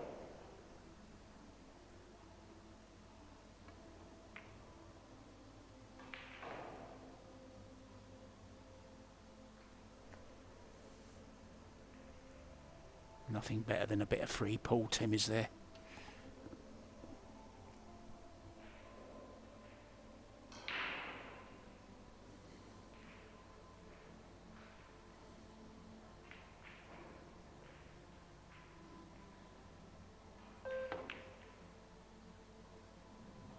Oh, nice shot there. Good cue ball. And also bringing the 4 past the side.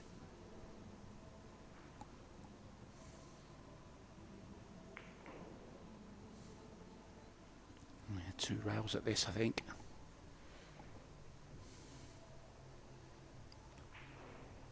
Well, it's either 2 rails or with low left over the top short rail directly, curving it.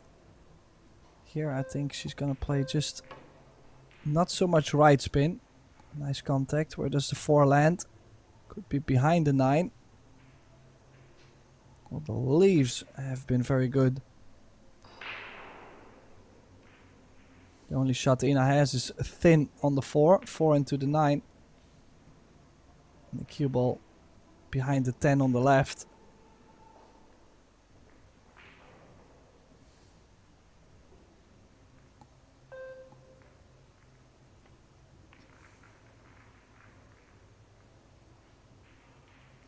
Looks good. Or is it going to reach? Just about, I think.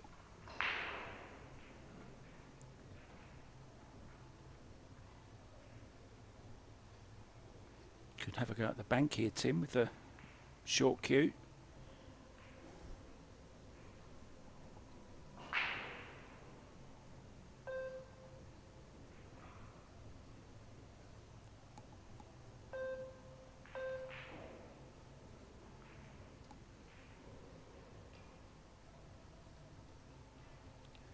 I thought it's very difficult to get anything good happening from the way she played that, Tim. I think she was just trying to play it onto the rail, wasn't she? Just misjudged it. Yeah, always tricky at that pace. You know, playing it so soft. Now, okay, she has played a good safety, but she also gives Yasmin a chance to make a good hit and still stay alive in this rack. Could have went for the run out. Not sure. Well, I know why she didn't go for the run out, but we'll see if this has been the better option of the two. Yeah, well, 3 foul rule is being used. And she's already on 1 foul, and now it's 2. And she can run to the 6 here, and then if she doesn't get on the 6, she can play a hook on with the 6 and the 9.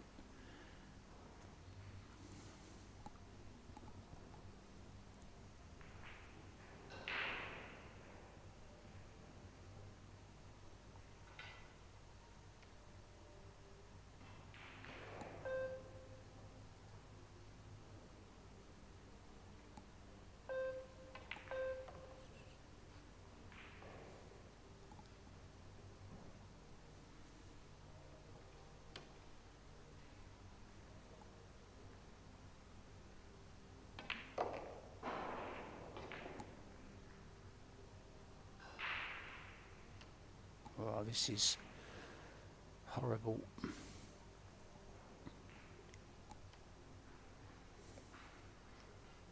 Yeah, and again, if you think about it, she did go for the extra foul to play safe on the 4. But now when she has Jasmine on 2,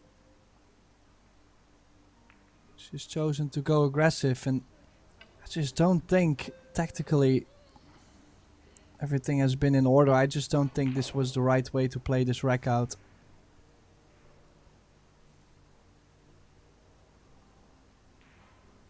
Look what she's given. More difficult, wasn't it?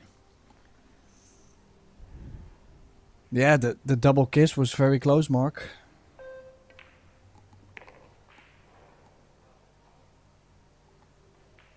As you say, she could have played the hook on the 4, but she also could have got much better on the 6 than she did. If she'd have been straight in on the 6, it would have been, well, she could have gone for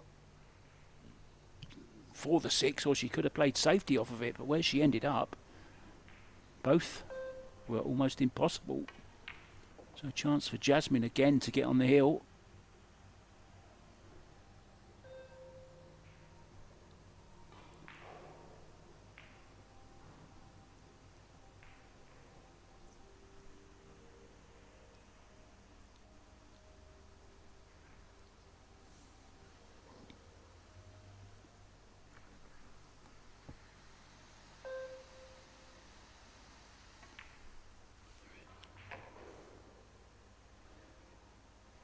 Yeah, it has been a bit of a struggle positionally.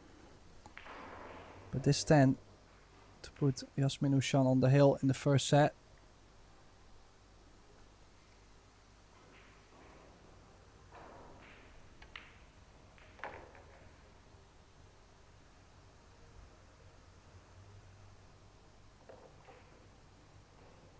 Yeah, down it goes.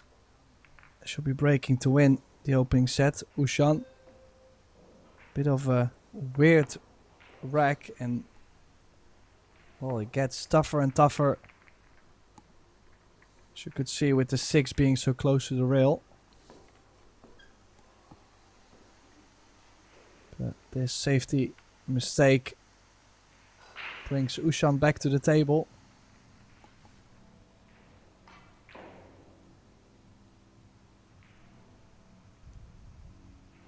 And now on the hill.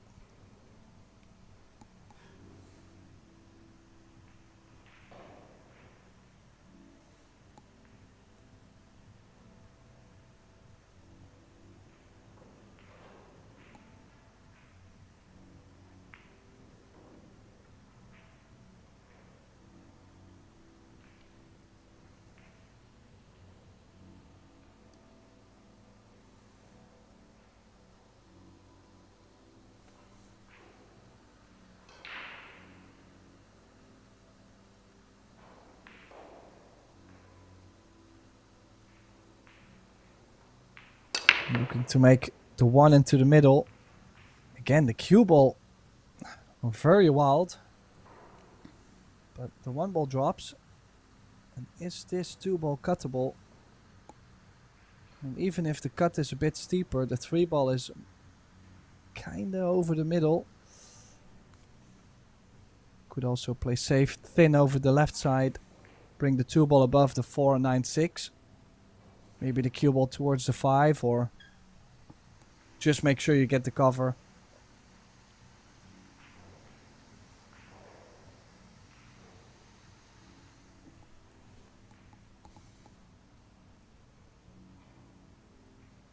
Big wall of balls to get behind. Well, look at that that's a little bit sloppy there from Jasmine. She had so many balls to hide behind.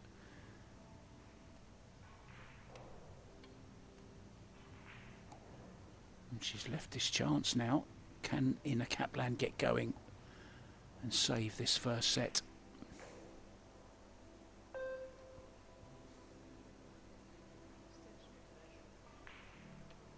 Interrupted by the shot clock. Calls the 30-second extension.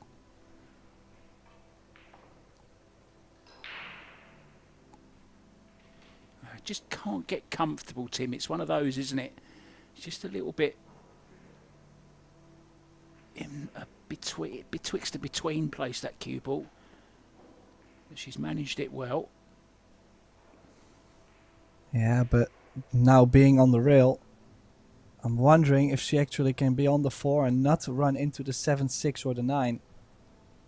Maybe if she hits it thin enough, crossing over to the left side of the 4. But imagine if that cue ball comes off the rail a ball or two, she can easily just go to the right side. Small differences. Yeah, she tried to still get to that side and I didn't like it, Mark. No, another mistake. Now you may have just caught a glimpse of Christina Tkach and Linja Holmström walking past the arena. They are a set down already. Christina Tkach has taken it, so she leads 1-0. I think she's going to be tough to beat this week, Christina. Been playing some really good stuff, Tim. And of course she's got a really, really good doubles partner. I'm calling them, oh look at that for a kick. Christina Tkach will be playing with Ekla Kachi, Team Tkachhi. And I hope you did your homework, Tim, because I'm going to be asking you for a name. What pair do you think are going to win it? As we see an unlucky, unfortunate scratch there. But it all stemmed from the poor position on the 4, didn't it, Tim? Yeah, I agree. Big trouble. Could be losing the set from this point. And I did have a look yesterday at the field for the mixed doubles. And I was going to say Gorst and Chow, I thought they were able to maybe do well. But they lost their opening match actually to Shashalu and Tsi. So, yeah. My pick might not be the strongest, Mark. So I'm looking for a replacement, but yeah, I haven't really found one yet. Get back to me later. Yeah, they lost on a shootout, and it was Fedor actually that missed the crucial ball. It was a really good shootout, you know, 5 out of 5 for each team, and then 6 for Xiaoxiu and Sei Qian, and then it was Gorst that missed the important one in the sudden death. But they look very strong as well.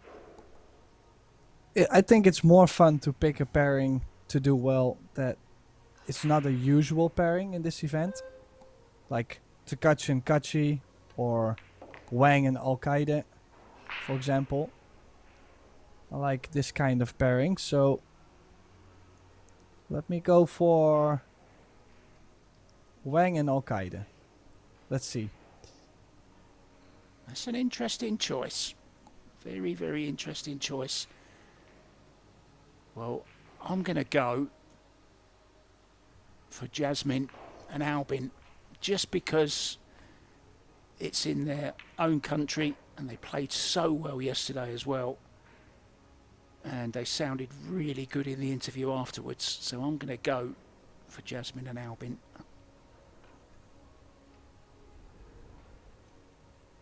Yet to win one, of course, and they've played together probably more times than anybody. Maybe only the fillers have played together as often as Jasmine and her brother. But anyway, that's the first set, Tim. Yeah, and that means, as you can see, the glove is coming off. They'll be going for a break. Mark White, myself, Tim de Ruiter, we are going for a break too. But we'll be back very soon with the second set.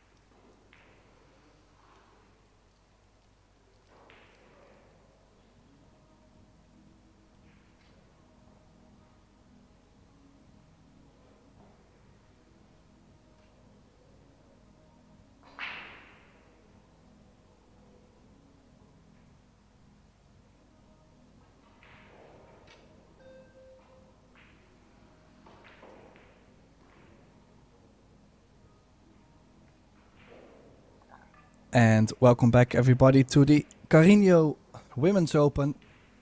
This is a first winners round match between multiple world champion Yasmin Ushan and multiple European champion Ina Kaplan. First set has gone to Ushan. Kaplan struggled quite a bit. And Ushan to be breaking the second set. This is Mark White and myself, Tim de Ruiter, in the booth. Welcome back, Mark. Thank you, Tim. Well, not a great start from Jasmine in set number 2. Scratch on the break. But she got away with a few mistakes in the first set, Tim. As you say, Ina Kaplan just didn't look comfortable at any stage. She's gone across them slightly, lost the cue ball. So ball in hand. Now then, she's on 1 foul. She'll be trying to get her on 2 again here, Tim. Maybe she'll have a different strategy this time. Well, that's not a good shot, is it? What's she done there? Why hasn't she just stunned in behind it? I don't get that shot. Well, maybe she tried to get more pace on the cue ball and go 1 rail off, but she literally followed the cue ball right chasing the 1. Yeah, it seemed quite a straightforward one to me. Oh, what's she done there as well? That's woefully short as well, Tim. Both players feeling it. Yeah, too thick of a contact. Cue ball lost all the speed, and now I feel like you will have to play another roll up on the 7. As you can see, the 1 doesn't go by the 7. But it's a scary roll up, because if you play too firm, the 1 ball comes back out enough off the long rail.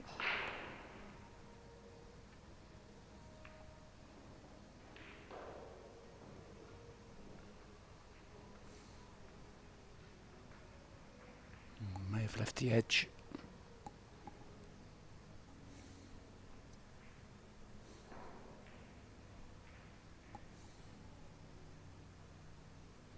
Maybe not. Always find these ones scary, Tim. When you've got a ball like the brown. Oh, look at that nail varnish. That's a nice colour, isn't it? I must ask her what colour she's using. It's like a pearl white. And talking of white, there's another scratch.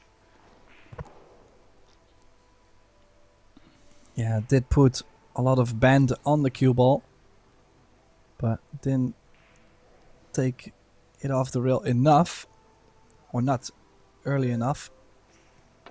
So Kaplan with a new ball in hand needs to get going. Of course, it's nice to play safeties and make sure you still, make sure your opponent starts making mistakes. But at some point, you need to get going too. You need to complete the runouts. You need to get the proper angles.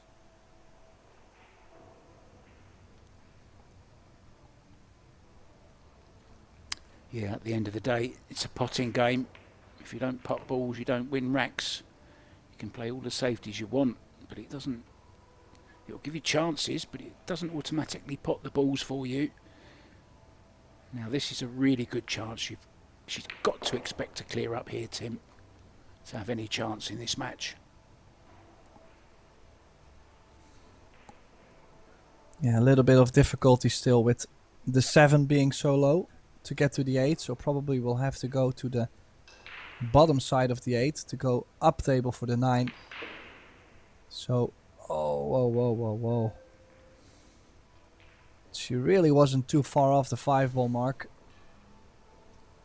Pocket really not grabbing that much, so tight pockets this week, I assume. Still never expect her to miss that. Yeah, it looked a bit of a quick stroke to me, Tim. She hasn't really 100% settled yet. Just that 1 rack on the board so far.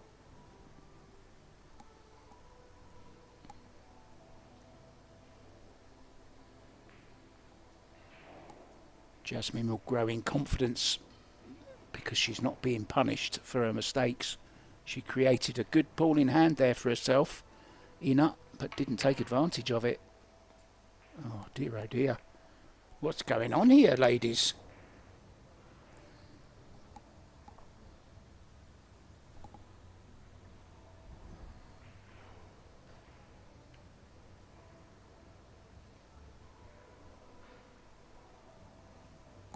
Looked like she hit that on the wrong side, Tim. Yeah, she missed that quite a bit on the short rail. Possibly because of the draw, but why would it be a reason? I was just wondering if it wasn't a miscue or a slight miscue or something to hit that short rail. It was a strange one. Anyway, again, she's not going to be punished because Ina Kaplan has misjudged the combo and lost the 6 ball. Yeah, that's gone wrong as well. It's tough out there for the German.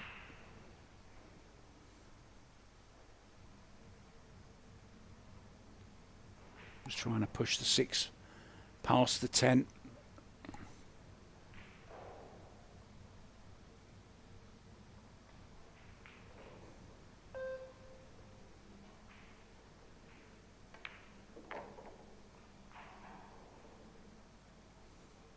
Yeah, as I mentioned, a bit more traveling still. From 6 to the 8, 8 to the 9, and then back down table for the 10. And this is already a bit strange. Sometimes it feels like the cue ball might get close to the left middle. Yeah, could hit one of the points as well. Got to take care here. Yeah, it's a specific type of stroke. Like you have to kind of play that with a soft authority, which is strange. It's a bit of an in-between. And she did play that a bit wide, making sure the cue ball wouldn't push through the ball as much. So good shot on the 8, nice angle on the 9, top left spin, 2 cushions up to the 10, could go directly also. I just really like the top left. She's on the 10, so again, weird misses. Yeah, strange shot selection, weird misses, but in the end, again, it's Ushan taking another rack on the board.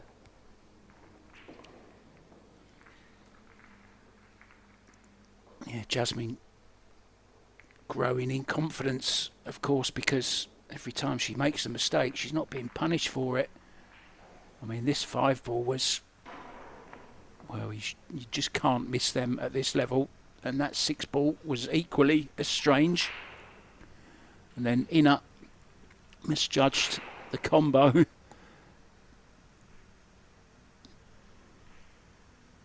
Got a feel for her.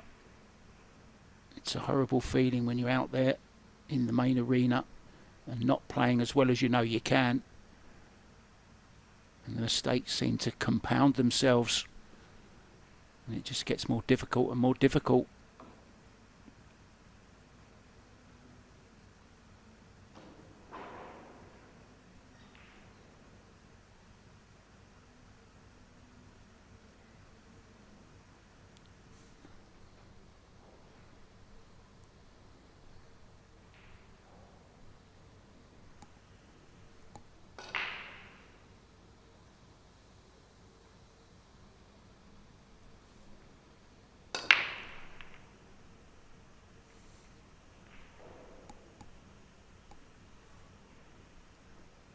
Full radar went very close. Watch the 8 ball going around 4 rails, just wobbling in the jaws. But luckily for Jasmine, nothing doing on the 1 ball. So it's just a push, and she's got to be a bit more careful here, Tim, than she was with the last push. It was a strange one, the last one. Yeah, the 1 ball actually going straight towards the middle, being kissed away too. Imagine if it had dropped. Look at the shape that she's got. So far the ball's maybe running a bit against Kaplan. That's not how she should look at it, but now, not sure about this save. Jasmine might be able to bring the cue ball under the 8. And if she can only catch enough of the top side, she can go for distance and leave that 4-ball cluster in the middle of the table in between.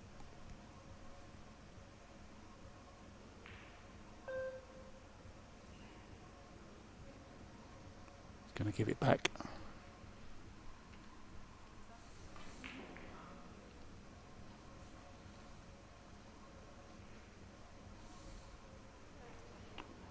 I'm not sure who that guy is in the background there, but he's been there for every single match so far.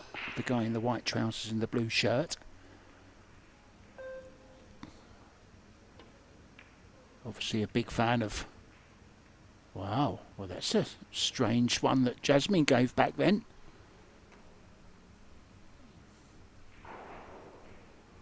Well, it was very awkward queuing off the long rail, and position on the 2 wasn't guaranteed.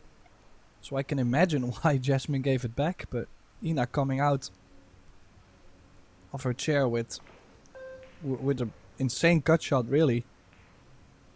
Didn't really see that coming, and now one more good shot to get on the 3-ball. Ooh, yeah, just enough. The 4 does go by the 9 and the 10. So she could play this with top right spin back to the middle of the table. It was almost like Jasmine was looking at that one as if she couldn't hit enough of it to make it, but obviously she could, because Ina did.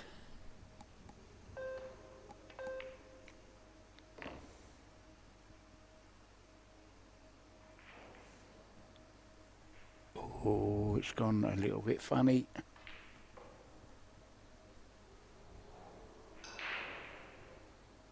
Yeah, also, she has to draw back. If it comes up too short, she's not on the 5. If she draws too far, the cue ball might run behind the 7.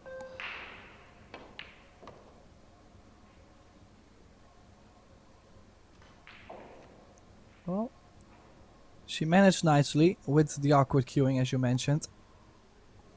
6 goes into the middle. She needs to capitalize here. It was a much better shot than it looked, wasn't it? Really good 4-ball into the corner with awkward queuing. Drew it back really nicely. But this is just a little bit awkward again. She'd either like a little bit more or a little bit less angle.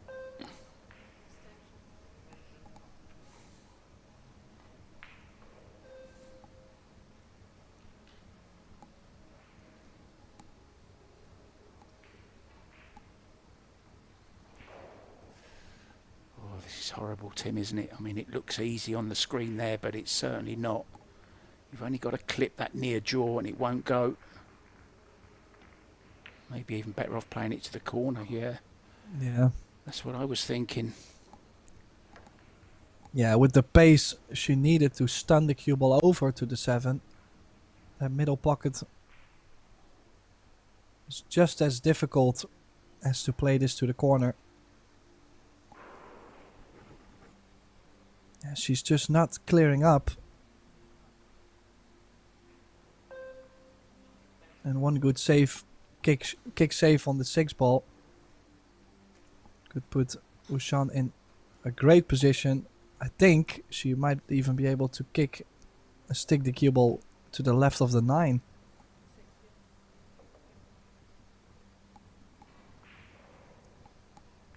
Oh, Jasmine is battling 2 things. She's battling in a capland and a fly. Just had a right go at her there. And I was talking in my last match, they need to start giving the players, Tim, fly swatters, I think. All those tennis rackets with the electric current running through them so that they can swat the flies away. It's been around for 2 days, that fly. I don't know whether it's the same one. I can't tell. They all look alike to me, those flies.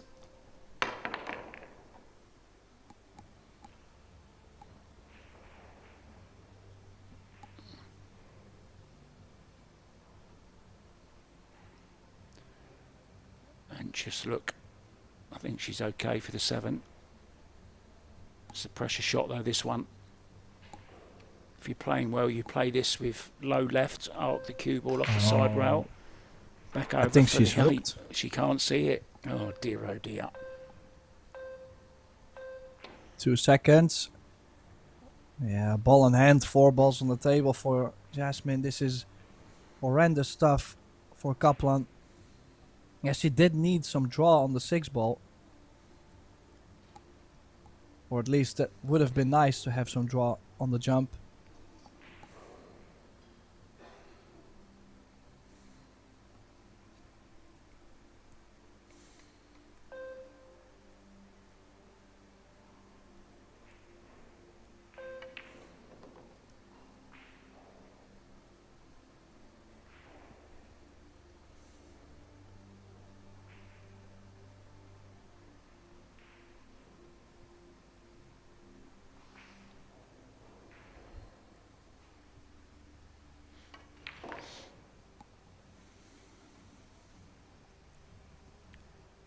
Very good at that follow shot, I've noticed. She uses it a lot, doesn't she, in preference to drawing a lot of the time.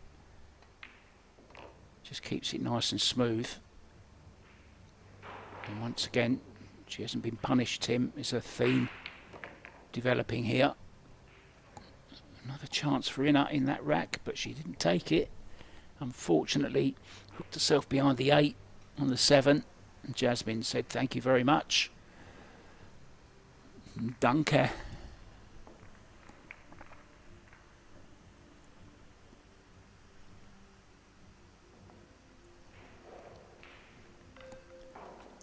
Thought she was going to get over the line, Tim, here when she played that brilliant 4 ball, then the 5, and it was this 6 that tripped her up, wasn't it? Nowhere near. And then that was really unlucky to end up behind the 8 ball.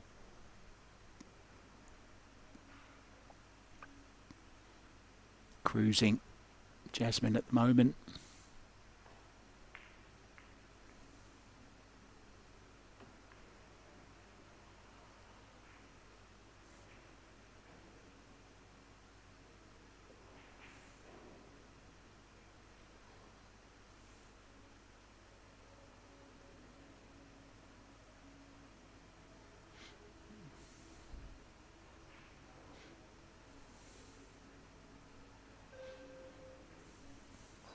Purple PK rush in action. Square hit. 1 ball nowhere to be seen this time. Oh well.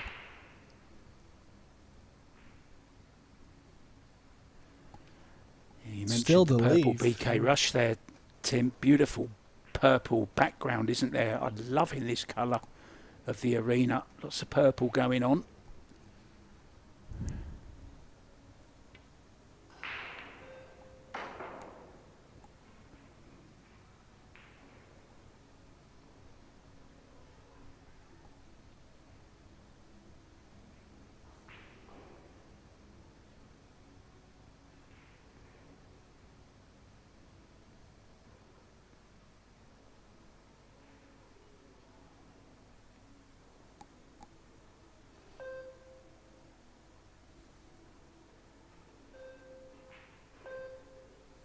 Yeah, and again, no full cover for Ina. And Jasmine now again with the hook, with the distance. And, well, Ina is actually grabbing her jump cue right away. I would consider still kicking over the bottom short rail with spin. She can only get to one side of the ball going airborne mark.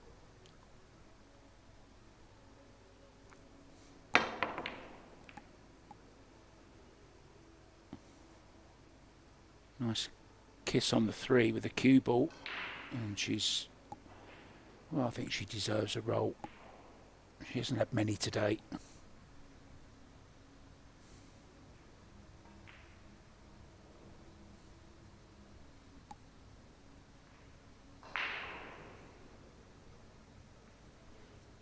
Could kick this just past the 10. Maybe get some cover behind the 10 as well. She's got to hit it hard enough though to make sure she hits a rail.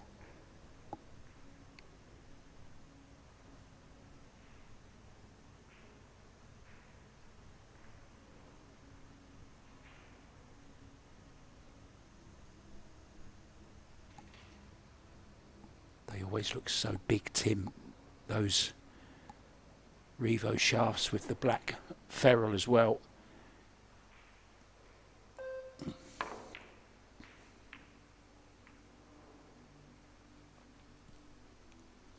That's okay. Well, for a second it looked like Ina would have been fully hooked again.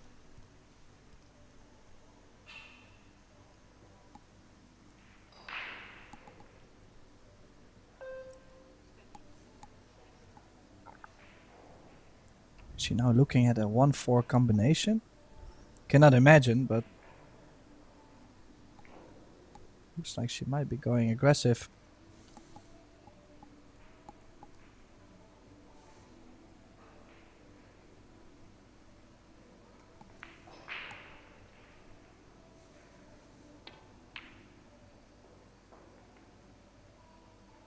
Oh, that was a complete miss hit, I think. Yeah, Well, I think she- in, Tim. I think she did a good job actually playing the one around the 4, trying for a save. But that speed that was still on the cue ball was not easy to hold it near the top left corner. Yeah, she might take this cut on. No. But then again, the cue ball is supposed to be, well, frozen to the 7, and it's off like quite a bit.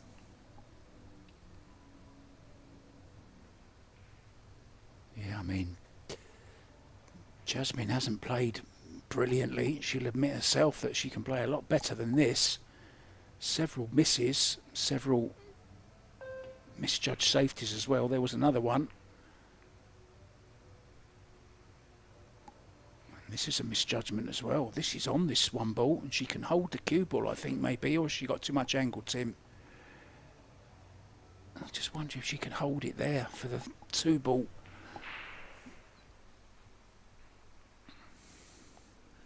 Well, I'm still contemplating if the 1 goes. But I'm quite sure Jasmine will make contact if it's not directly. Indeed, 1 rail should be okay.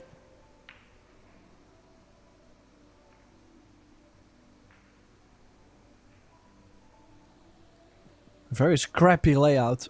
Difficult to make a pot on the 1 and actually get on the 2. They're getting the wrong angles over and over. Yeah, how do you get to the 2 here?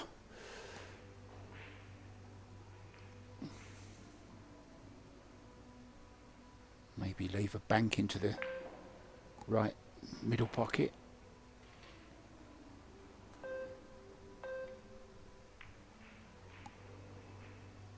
Oh, didn't even play it. Yeah, don't mind that, but so close to the pocket, Tim, it's an easy kick, isn't it? You don't have to do anything with a cue ball either to get on the 2.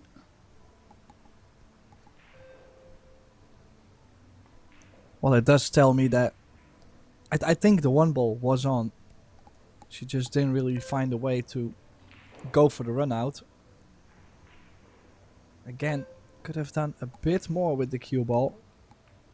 And now, oh, I have to say that little flick off the 5 would have been okay. But the 6 now coming right in between. I'm a little bit surprised she played it so hard, to be honest. Unless she thought she was going to go full into the 5 ball and hold the cue ball.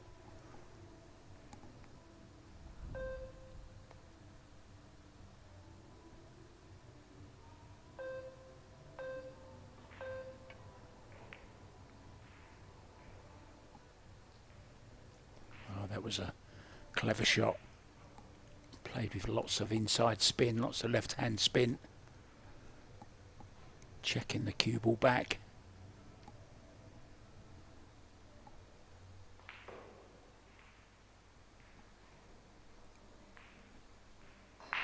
Well, at this point, she might be just going aggressive to see if she can catch any feeling.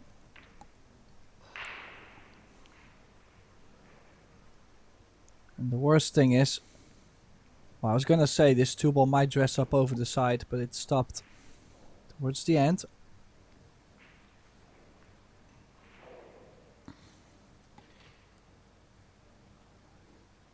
I've commentated on quite a few matches of Inner Caplan's, and I can't remember, Tim, seeing her play this. I don't want to use the word bad, but she's not playing great, is she? Very below par for her.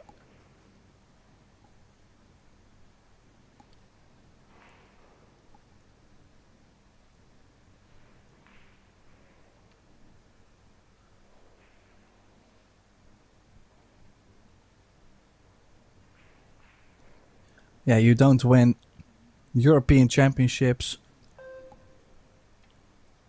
playing at this standard. I mean, hopefully people at home, they realize that she must be having an off day or just not feeling the table at the moment. She's really struggling. But she's had many close matches with, for example, Pia Filler on the European circuit. So, just to give you an example, she's definitely capable of giving these top players a run for their money. This 2-ball might be able to go off the 5. Yeah, she's called it already.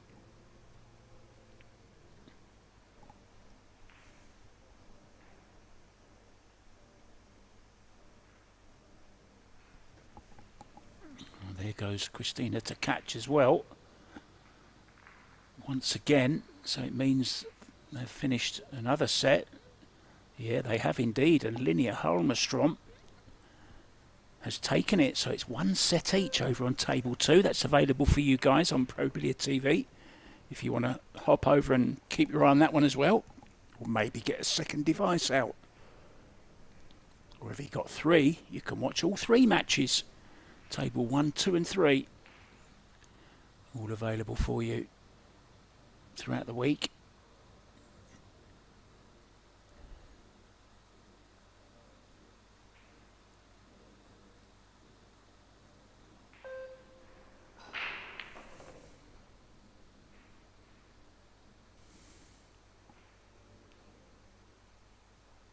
Now, the opportunity to put herself on the hill, the double hill. Little angle on the 5. Might have to draw in between the 6 and the 9. Was she no, she was straight enough to hold for the corner. Now, I think this is where positional play comes into play quite a bit. Important to stun the cue ball over to where she has a nice angle on the 7 to cross over to the top right corner of the table.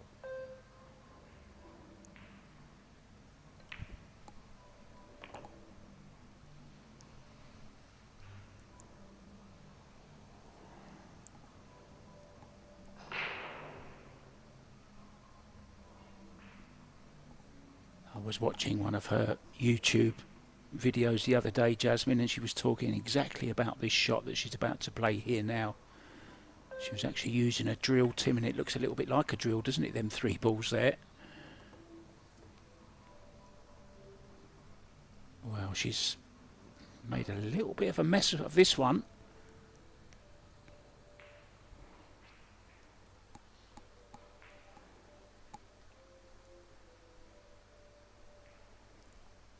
Yeah, didn't play as low in the cue ball as she could. Now, big cut, top left spin, twice the short rail.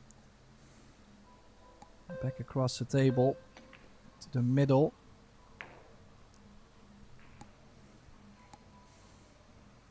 Wow, she's perfect on the 9 mark. Pace was absolutely spot on there. So just stun this 9 in. Straightforward 10 for 3-0. There's already a winner. Savannah Easton has beaten Sandra Baumgartner by 2 sets to 0. So one of the Americans through.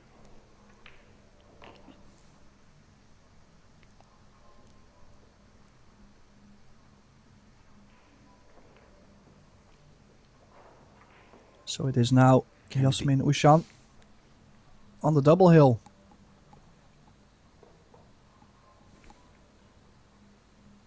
Are you surprised she played that one like that, Tim? So hard? How would you have played that? Well, I was actually surprised she went for it. Like I said, maybe she was really just trying a flyer just to get a better feeling, but I probably would have not taken it on. Super difficult shot for Kaplan.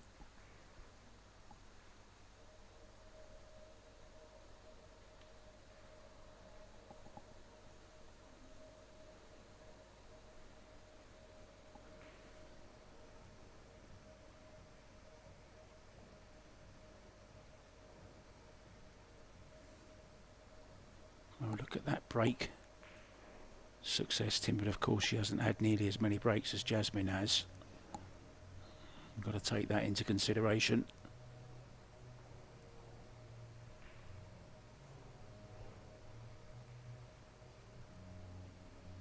I think she's only As you had can 2 see. breaks, hasn't she? Yeah.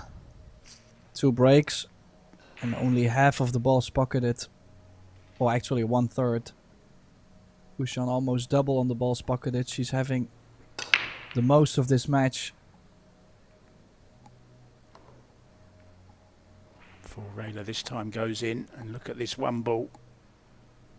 Couldn't ask for any more. A little wry smile from her. Now, how did this one get there? That's how it got there, look.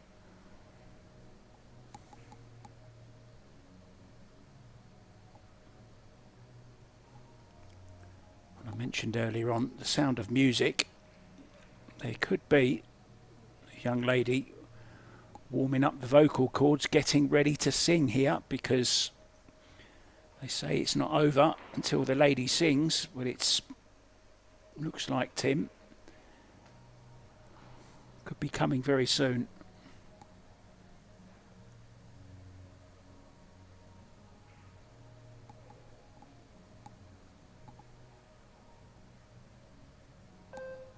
Yeah, probably has to spin the cue ball into the 4 to be able to hold the pace.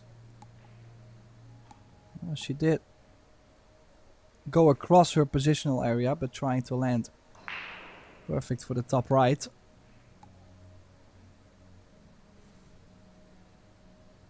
Now if she can get back to the center of the table, it should be enough to hold on the 4 to play the 5 in the bottom left.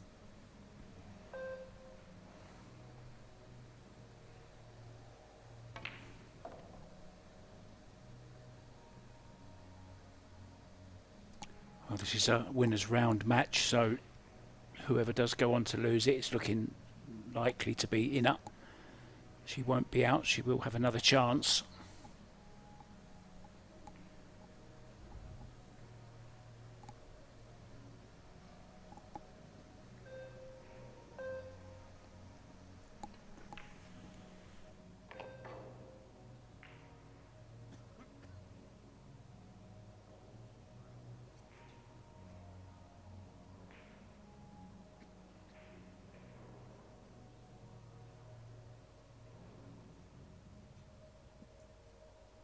Yeah, a bit more angle on this 5. Not easy to just stun it over for the 6 in the same corner.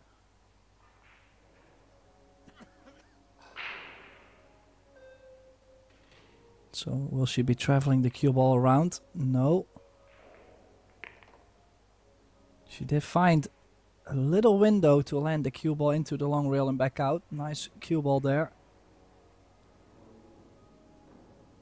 Still, don't forget, she needs to travel from the 8 to the 9 on the top side of the table, and the 8 not necessarily laying ideal to do so. You really have to give yourself an angle, or at least straight on the 8 to get there.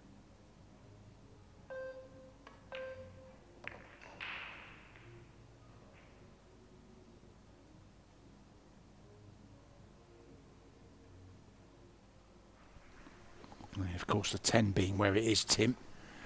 That can also come into play, can't it, if she leaves herself an angle going towards it. But I think she's got just a nice angle on this 7, just to draw back past the centre. Well,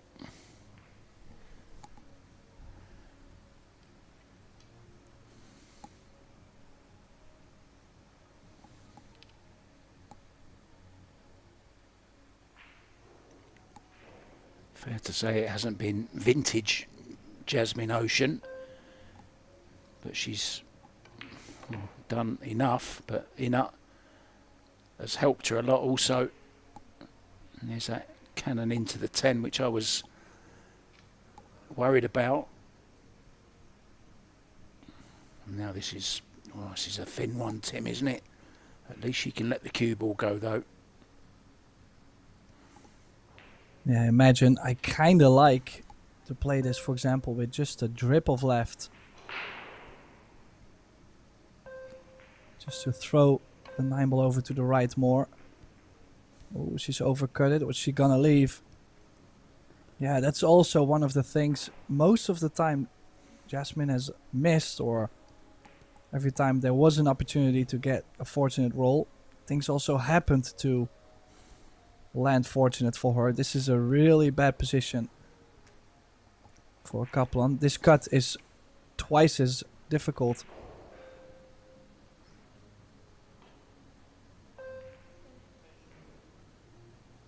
Yeah, Jasmine made her initial mistake getting from the 7 to the 8. It wasn't a great shot,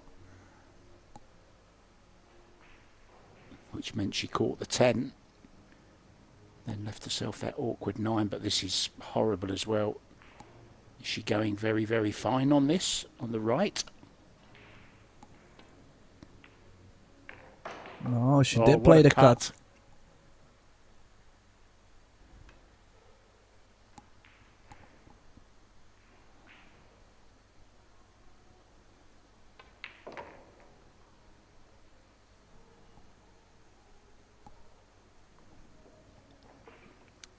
It's kind of the way the match has been going, isn't it? Jasmine had a real good chance there, though, to close it out, and she'll be a little bit disappointed that she didn't. She's done everything else really good up to the 7 ball, and it was a 7 to the 8 where she just didn't get into the cue ball enough. If she comes another foot on that, Tim, she's fine, isn't she?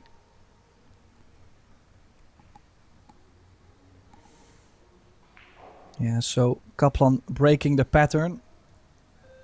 Scoreline basically going the same as in the opening set. Now 3-2.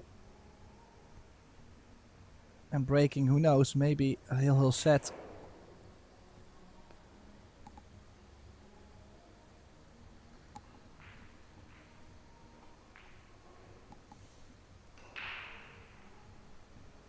No, I think that's right, Tim. It's 3-1.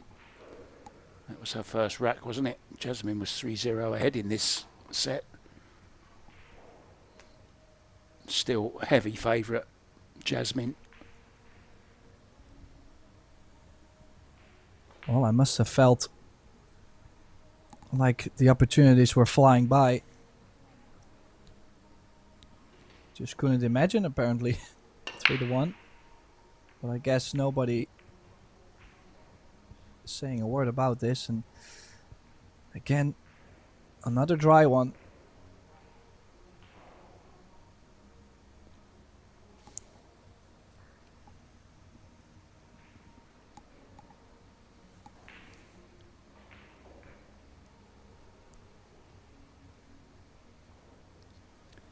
Well, whoever gets the first chance at the 1 ball, with a chance of getting on the 2, I think that's going to be the hardest part, Tim. Well, I kind of like banking the 1 ball towards the 8. And the cue ball to the top left corner. Because there's so many balls that could land in between.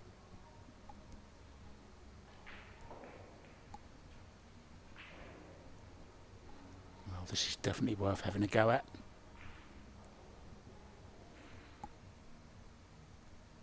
Swing the cue ball around 2 rails, a little bit of right hand spin here. Naturally, going to take her to the 2.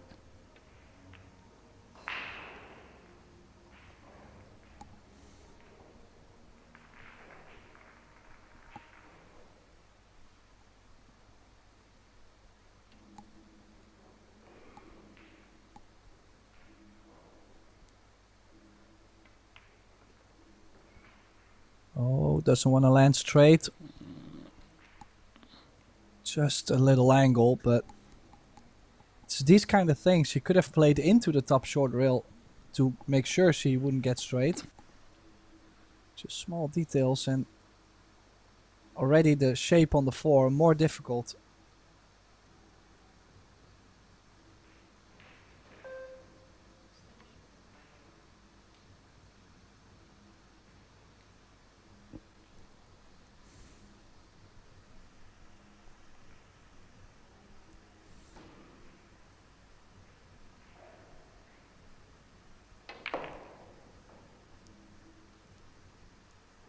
Hanyu has gone through in straight sets. It's Bajana. Sarat's very, very good player. But Hanyu has sailed through that one. Kelly Fisher 1-0 up in sets against Jin Yu Hong, the young junior champion, you probably remember.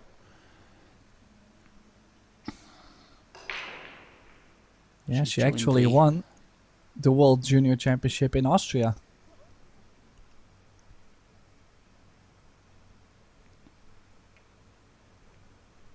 Yeah, now joined the main tour, and she's doing okay. She's actually 3-2 up in the second set against Kelly.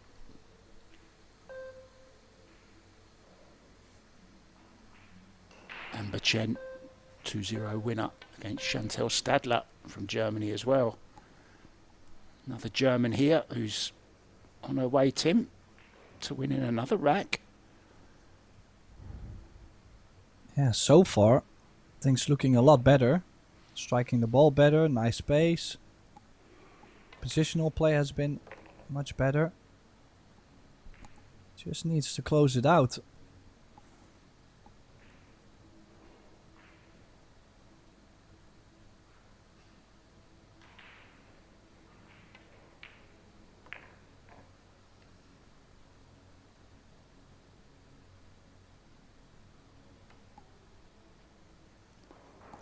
You don't expect her to miss this 8 ball, but they can trip you up if you don't cue them nicely. She missed a ball earlier, not dissimilar to this one.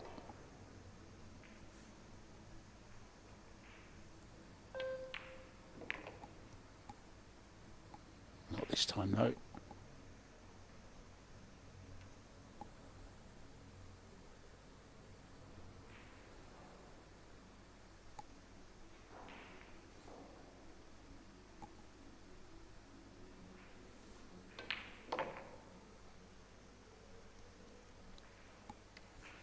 Is Jasmine thinking about the position from the 7 to the 8 that she played, and then subsequently not getting on that 9 ball?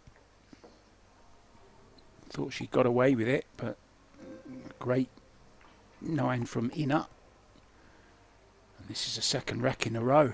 Good stuff. Not out of it yet, Tim, is she?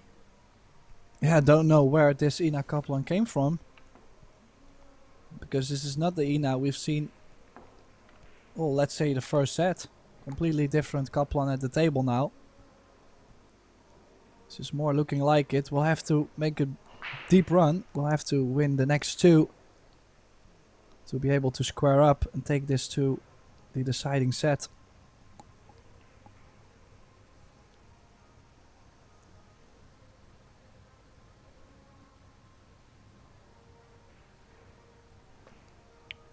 Billiards Carrinho, established in 1962, same year as I was established, 1962. If you have a look at their website, guys, absolutely beautiful tables they make,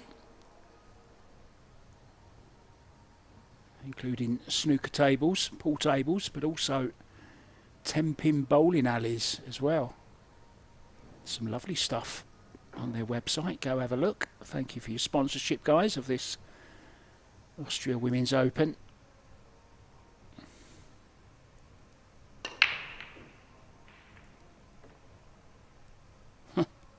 Look at this.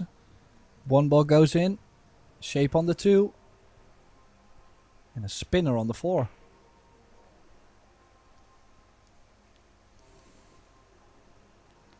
That was spinning like a bowling ball, wasn't it? Do you like a bit of temping bowling, Tim? I imagine you've been a few times in your life, haven't you? A bit of temping bowling? Yeah, definitely. I mean, I suck at it, but yeah, I like it. Just give me a ball to play with, I'm happy, no matter how big it is. Whether it's a bowling ball or a ping pong ball.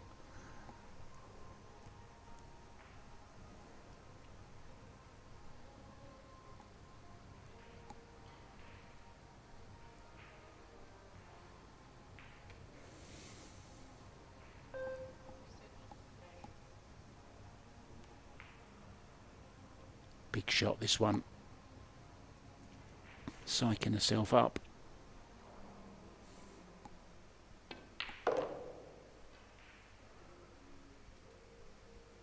Oh, look at this, Tim.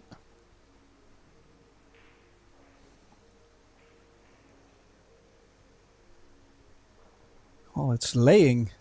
Very nice too. Connecting the dots. This should be 3 each. I mean, I'm not trying to jinx her. I really want this to go till the end. Oh, yeah, of course. Just when I said it. And I don't feel like she hit that so bad, though. No, just as you said that, I was going to say, well, this is the inner Kaplan that wins European titles. We're starting to see the real inner Kaplan now. But I think she got up off that shot, Tim, a little bit early. I think she just moved on the shot slightly because she was going so well. She just made that really good 3 ball to get a good position on the 4. She only had to stop the cue ball, which she did for plumb position on the orange 5. But I think she got up slightly.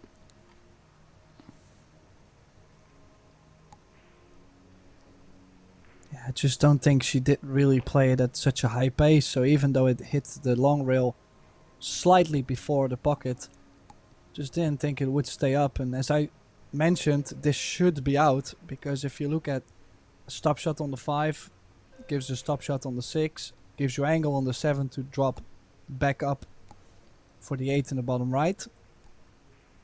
Before you know it, you're on the 9 and you're playing for, well, in this case it was supposed to be 3 each. Well, she'll probably be more annoyed at missing that 4 ball, Tim, than any other ball in the match, because she was just getting back into it. She was just beginning to flow, wasn't she? Yeah, finally some rhythm. You know, like she just seemed to be frozen a bit for this match. Like she just never came loose. And then to miss that 4, it's kind of painful. I definitely agree what you said there.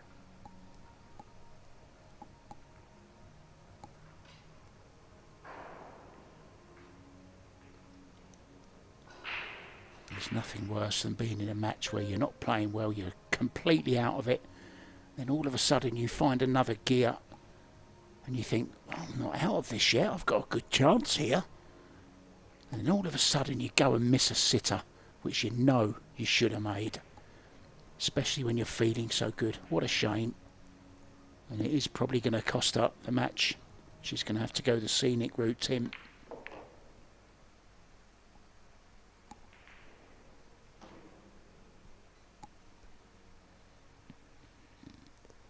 Yeah, a little angle to the wrong side actually, but she can always leave herself a bit more distance. So this to go into the next round to stay on the winner side. Kaplan does have another chance to redeem herself over the one last side.